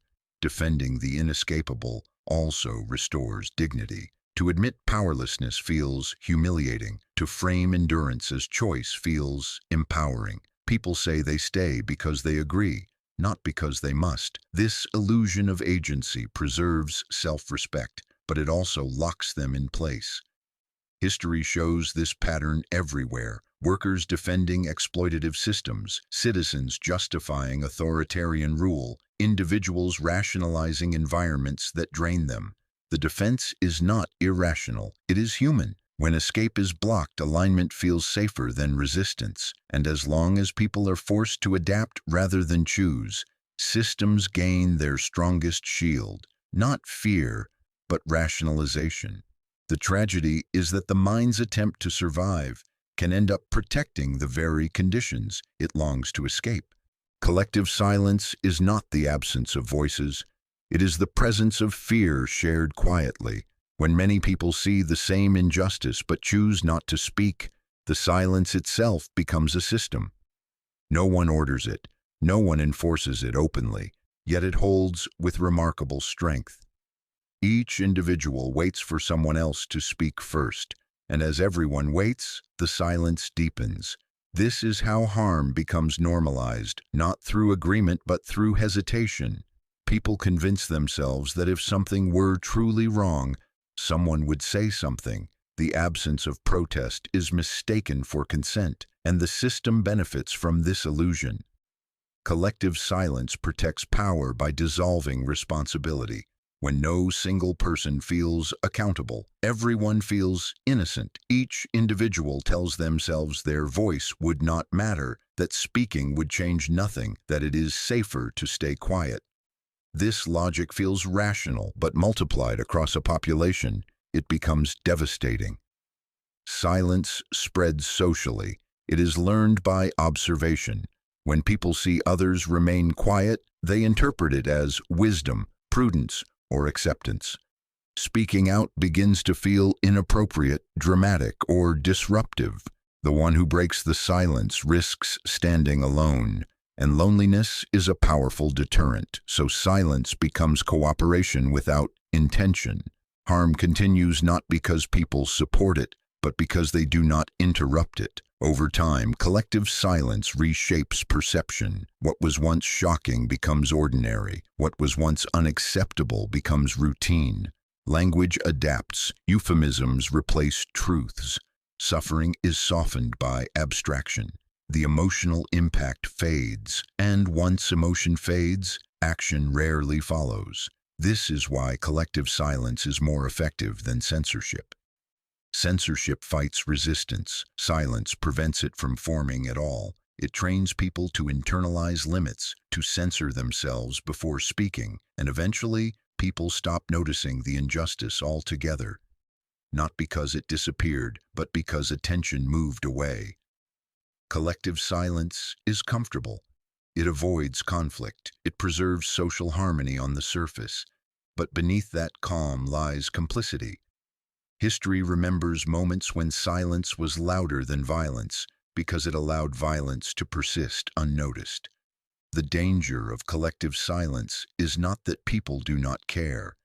The danger is that caring becomes private while harm remains public. And as long as silence feels safer than speech, systems that harm will continue to operate undisturbed, carried forward by the quiet agreement of those who choose not to speak. Silence feels responsible when speaking is framed as danger rather than necessity. In many systems, people are taught that stability depends on restraint, that raising concerns might cause conflict, panic, or harm. So choosing not to speak is presented as wisdom, maturity, or care. This framing is powerful because it turns inaction into virtue. People convince themselves that staying quiet protects others, that it preserves order, that it avoids making things worse. When silence is moralized, it no longer feels like avoidance. It feels like duty. This sense of responsibility is reinforced socially. Those who speak out are labeled disruptive, emotional, or irresponsible. They are accused of creating problems rather than revealing them. Meanwhile, those who remain silent are praised for being reasonable, calm, and cooperative. This contrast teaches behavior quickly. People learn that silence preserves belonging, while speech risks isolation. Over time, the fear of consequences is replaced by a belief that silence itself is good. When silence feels responsible, accountability dissolves. Harm continues, but no one feels personally responsible because everyone believes they are protecting something larger. People wait for the right moment, the proper channel, the perfect wording. That moment never arrives. Injustice is postponed indefinitely under the language of caution. This mindset reshapes morality. People stop asking whether something is wrong and start asking whether it is appropriate to mention it. Ethics are filtered through politeness and tone. Concern becomes conditional. The system benefits because critique is neutralized before it is expressed. No censorship is required. When silence is experienced as responsibility, systems gain their strongest shield. People who believe they are doing the right thing by doing nothing. And as long as restraint feels virtuous, truth remains unspoken, while harm continues quietly, protected by the belief that speaking would be worse.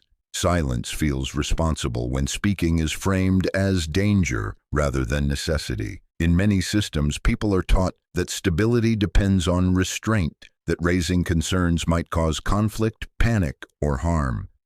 So choosing not to speak is presented as wisdom, maturity, or care. This framing is powerful because it turns inaction into virtue. People convince themselves that staying quiet protects others, that it preserves order, that it avoids making things worse.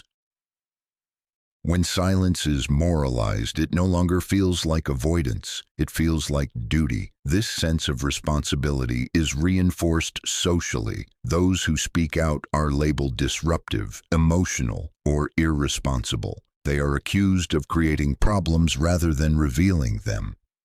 Meanwhile, those who remain silent are praised for being reasonable, calm, and cooperative. This contrast teaches behavior quickly. People learn that silence preserves belonging, while speech risks isolation. Over time, the fear of consequences is replaced by a belief that silence itself is good. When silence feels responsible, accountability dissolves. Harm continues, but no one feels personally responsible because everyone believes they are protecting something larger. People wait for the right moment, the proper channel, the perfect wording. That moment never arrives. Injustice is postponed indefinitely under the language of caution. This mindset reshapes morality. People stop asking whether something is wrong and start asking whether it is appropriate to mention it. Ethics are filtered through politeness and tone. Concern becomes conditional. The system benefits because critique is neutralized before it is expressed. No censorship is required. When silence is experienced as responsibility, systems gain their strongest shield. People who believe they are doing the right thing by doing nothing. And as long as restraint feels virtuous, truth remains unspoken, while harm continues quietly, protected by the belief that speaking would be worse. Silence feels responsible when speaking is framed as danger rather than necessity. In many systems, people are taught that stability depends on restraint, that raising concerns might cause conflict, panic, or harm. So choosing not to speak is presented as wisdom, maturity, or care. This framing is powerful because it turns inaction into virtue. People convince themselves that staying quiet protects others, that it preserves order, that it avoids making things worse. When silence is moralized, it no longer feels like avoidance. It feels like duty. This sense of responsibility is reinforced socially. Those who speak out are labeled disruptive, emotional, or irresponsible. They are accused of creating problems rather than revealing them. Meanwhile, those who remain silent are praised for being reasonable, calm, and cooperative. This contrast teaches behavior quickly. People learn that silence preserves belonging, while speech risks isolation. Over time, the fear of consequences is replaced by a belief that silence itself is good. When silence feels responsible, accountability dissolves. Harm continues, but no one feels personally responsible because everyone believes they are protecting something larger. People wait for the right moment, the proper channel, the perfect wording. That moment never arrives. Injustice is postponed indefinitely under the language of caution. This mindset reshapes morality. People stop asking whether something is wrong and start asking whether it is appropriate to mention it. Ethics are filtered through politeness and tone. Concern becomes conditional. The system benefits because critique is neutralized before it is expressed. No censorship is required. When silence is experienced as responsibility, systems gain their strongest shield. People who believe they are doing the right thing by doing nothing, and as long as restraint feels virtuous, truth remains unspoken, while harm continues quietly, protected by the belief that speaking would be worse.